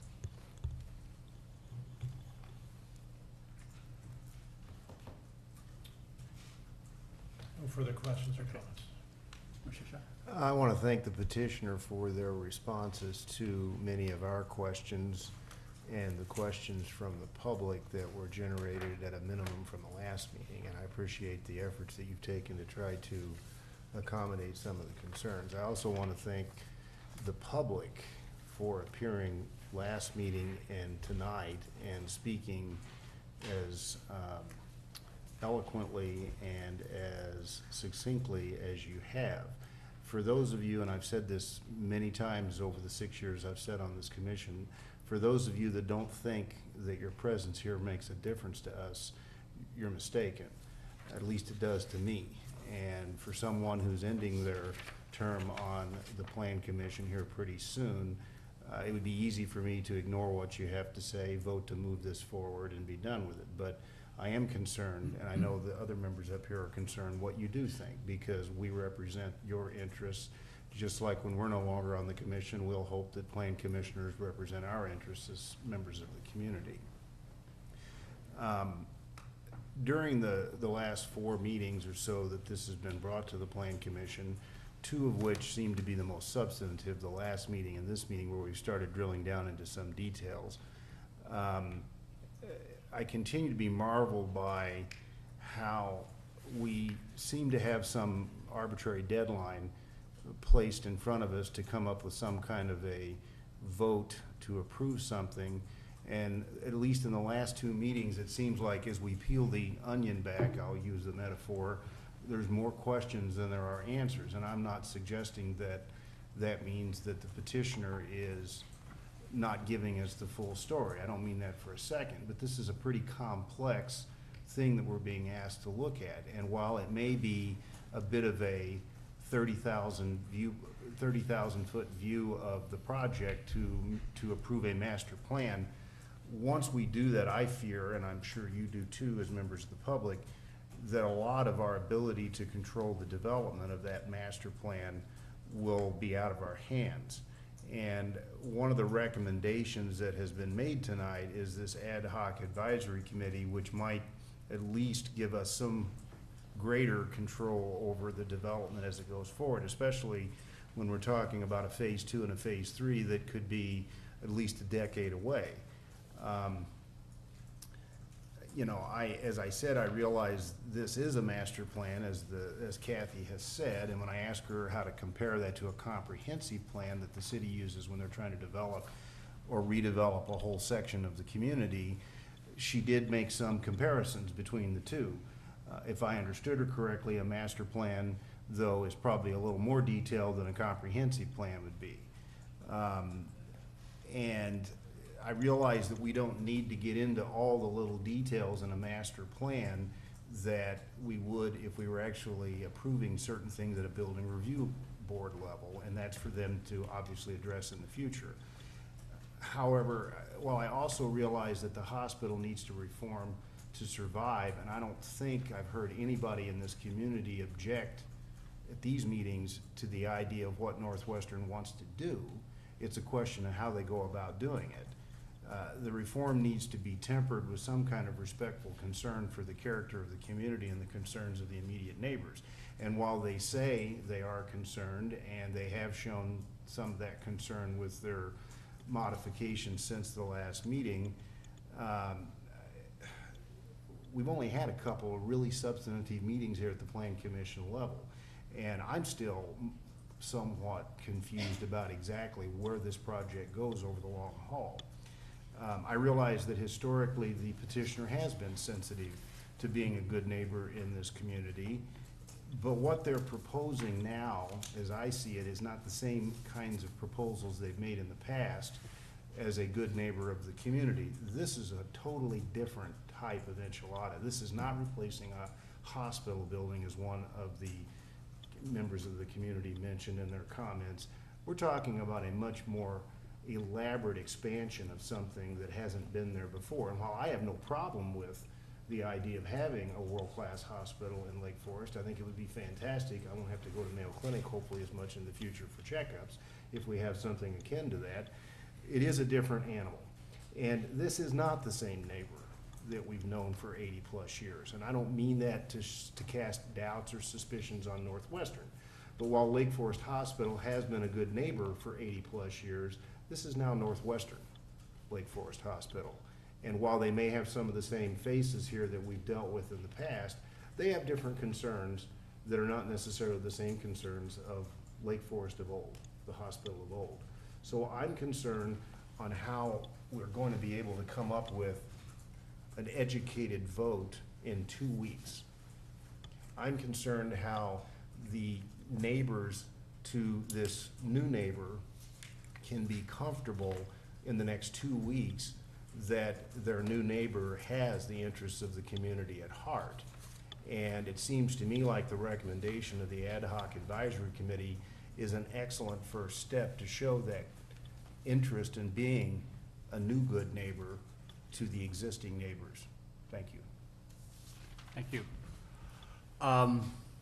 My final comments, and I'm struggling with this a bit. I guess I'll make them in 3 stages. I have some ticky-tacky stuff, like I still don't want the Chilton realignment. I think it's has a, to me, there's no reason for it, even if it has improved sightlines. The other ticky-tacky issue was the internal uses thing. Really, all I want you to do is to eliminate that phrase in there that says "shall not be limited to." The larger issue, and then I'll try to solve this, is the building height. I am struggling with the building height. I was probably okay at 81. 96 is just, I won't say it's unacceptable to me, but I'm certainly not in favor of it right now. That's the bigger issue, and I've heard it mentioned probably 4 or 5 times. Commissioner Carris started with it, and I think it's an issue that I think there's got to be some compromise on. Okay, so that now, how do we get from where we are to where you want to be? Well, phase 1 is we got to build a new hospital. We're going to get a new medical office building, no problem. We're going to have a health and fitness expansion. I haven't heard anything about that. some issues with circulation and traffic. We heard some tonight about Waukegan, and we heard some issues with structured parking. Then we go to what are the next steps, which are building massing, materials, architectural design, lighting, and signage. The way I think we get from where we're at to where where you want us to be is, I think what gets us there is this community advisory committee. We agree to what we can agree to in the master plan. For an example, on the building, 500 square feet, 500,000 square feet, fine. 5 stories, okay. 96 feet, no. It's either 81 feet or maybe there's no mention of it in the master plan. That it gets set aside and goes into the next steps, which are architectural design, where you perhaps have a goal for 81. If you absolutely can't get there, you come back to us and say, I can't build the hospital that this community deserves at that height, okay? But that perhaps is not part of the master plan. It's put off into these next steps. I would say the same thing with the circulation and traffic. 41 in and out, absolutely. And then the Deer Path, that's a secondary issue that can go into next steps. Even the Waukegan in and out is probably, doesn't have to be, it can go into next steps. But there are certain things that we can clearly get agreement to. Those go into the master plan. Everything else, as part of a consideration, Kathy, for the permit is put into next steps. And that this perhaps is then supported by what we used to call the time and event schedule. This is what we have to do. This is the responsibility for it, and this is the timeline, so that everybody knows when we're going to address these issues. And then these next steps, which are not, which the issues which cannot be included in the master plan, are then given to this ad hoc committee, which is a group of stakeholders, certainly with you guys taking the lead, but I said before, Open Lands is clearly, at the table, and maybe there's, hopefully we could keep it to four other folks, some architect, perhaps somebody in the landscaping, whatever, and then the responsibility of this group, which I view, Kathy, as a subcommittee, deals with these issues, lives to the sequencing of the time and event schedule, and comes back to us. What does this do? It gives you the opportunity and that you need to move forward. It gives us and all of the other stakeholders the assurance that all of these other things are going to be given the time and attention that they need to have everybody. I don't know that everybody will ever be comfortable with it, but most of the people, right. Hopefully some of the people, will be comfortable with it. So that's how I see it. Can I ask a question? Of course. The last meeting, we talked about getting fire trucks or something out there to show us what 96 looked like from various points around the campus, or what 81 looked like from various points, and that never happened. Is that still possible? I'm trying to imagine what the various heights are gonna look like from various points of view around that campus. That would be helpful to me, I think. Absolutely. The other thing with the time and events thing too, I think it would give us some sequencing. And I think there needs to be, part of the plan is putting together this plan, so that everybody knows, oh, so we're not gonna be, that's not gonna be left to float around and not be solved. And then it's kind of be a look, as this is the way we need to, bang this out, you know, 1 through 25. I mean, Lord knows we have 2 years of design work. We have 2 years to get the building design before we even start the construction. So I just think that's the way to hopefully approach this thing, to satisfy what your needs are, to satisfy what our needs are, and to satisfy what their needs are. I think we all agree that the hospital's outdated and needs to be replaced. Absolutely. So that's not, Absolutely. how do we get there? That's the, And I don't know that there's anybody sitting up here that's working against you. right. Okay? Thank you.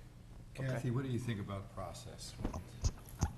I think based on your comments to date, why don't you let us go back and prepare a series of conditions?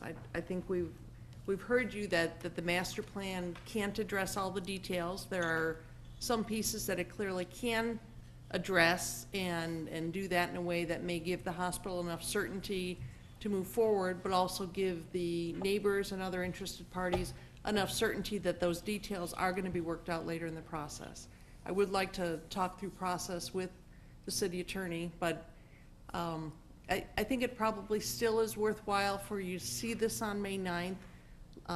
Let us see what we can put together to craft conditions and move this forward. And I do think it is important, there is momentum, and we need to move this project forward. There are some overall concepts that even the creation of this advisory committee, it's not something that the Plan Commission can authorize. We do need to take that to the city council to get that authority. So there may be this first piece that we can move forward with your approval based on numerous conditions and sequencing, as you've just described, so that we're clear on how the different details get worked out and how they come back for review as appropriate. So we can put that together for you based on your comments tonight. And can we have all these people from the community come back again on May 9th? Because it sure helps me.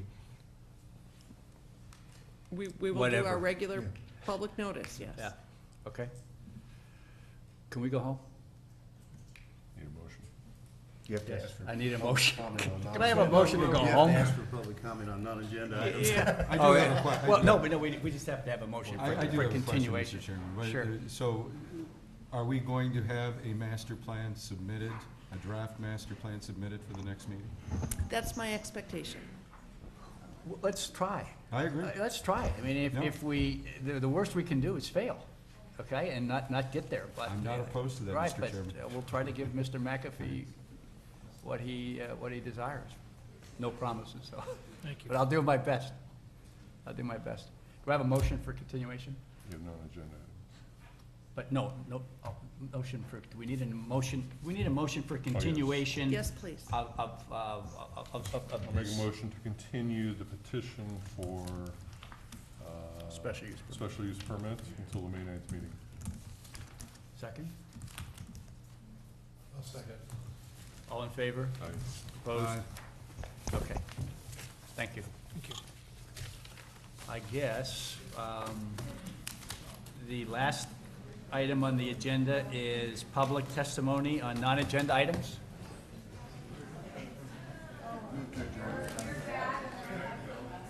Seeing none, move to adjourn. Hearing none, we'll entertain a motion to adjourn. I just made that motion. Is there a second? Second. All in favor? Aye. Opposed? Okay, let's go home.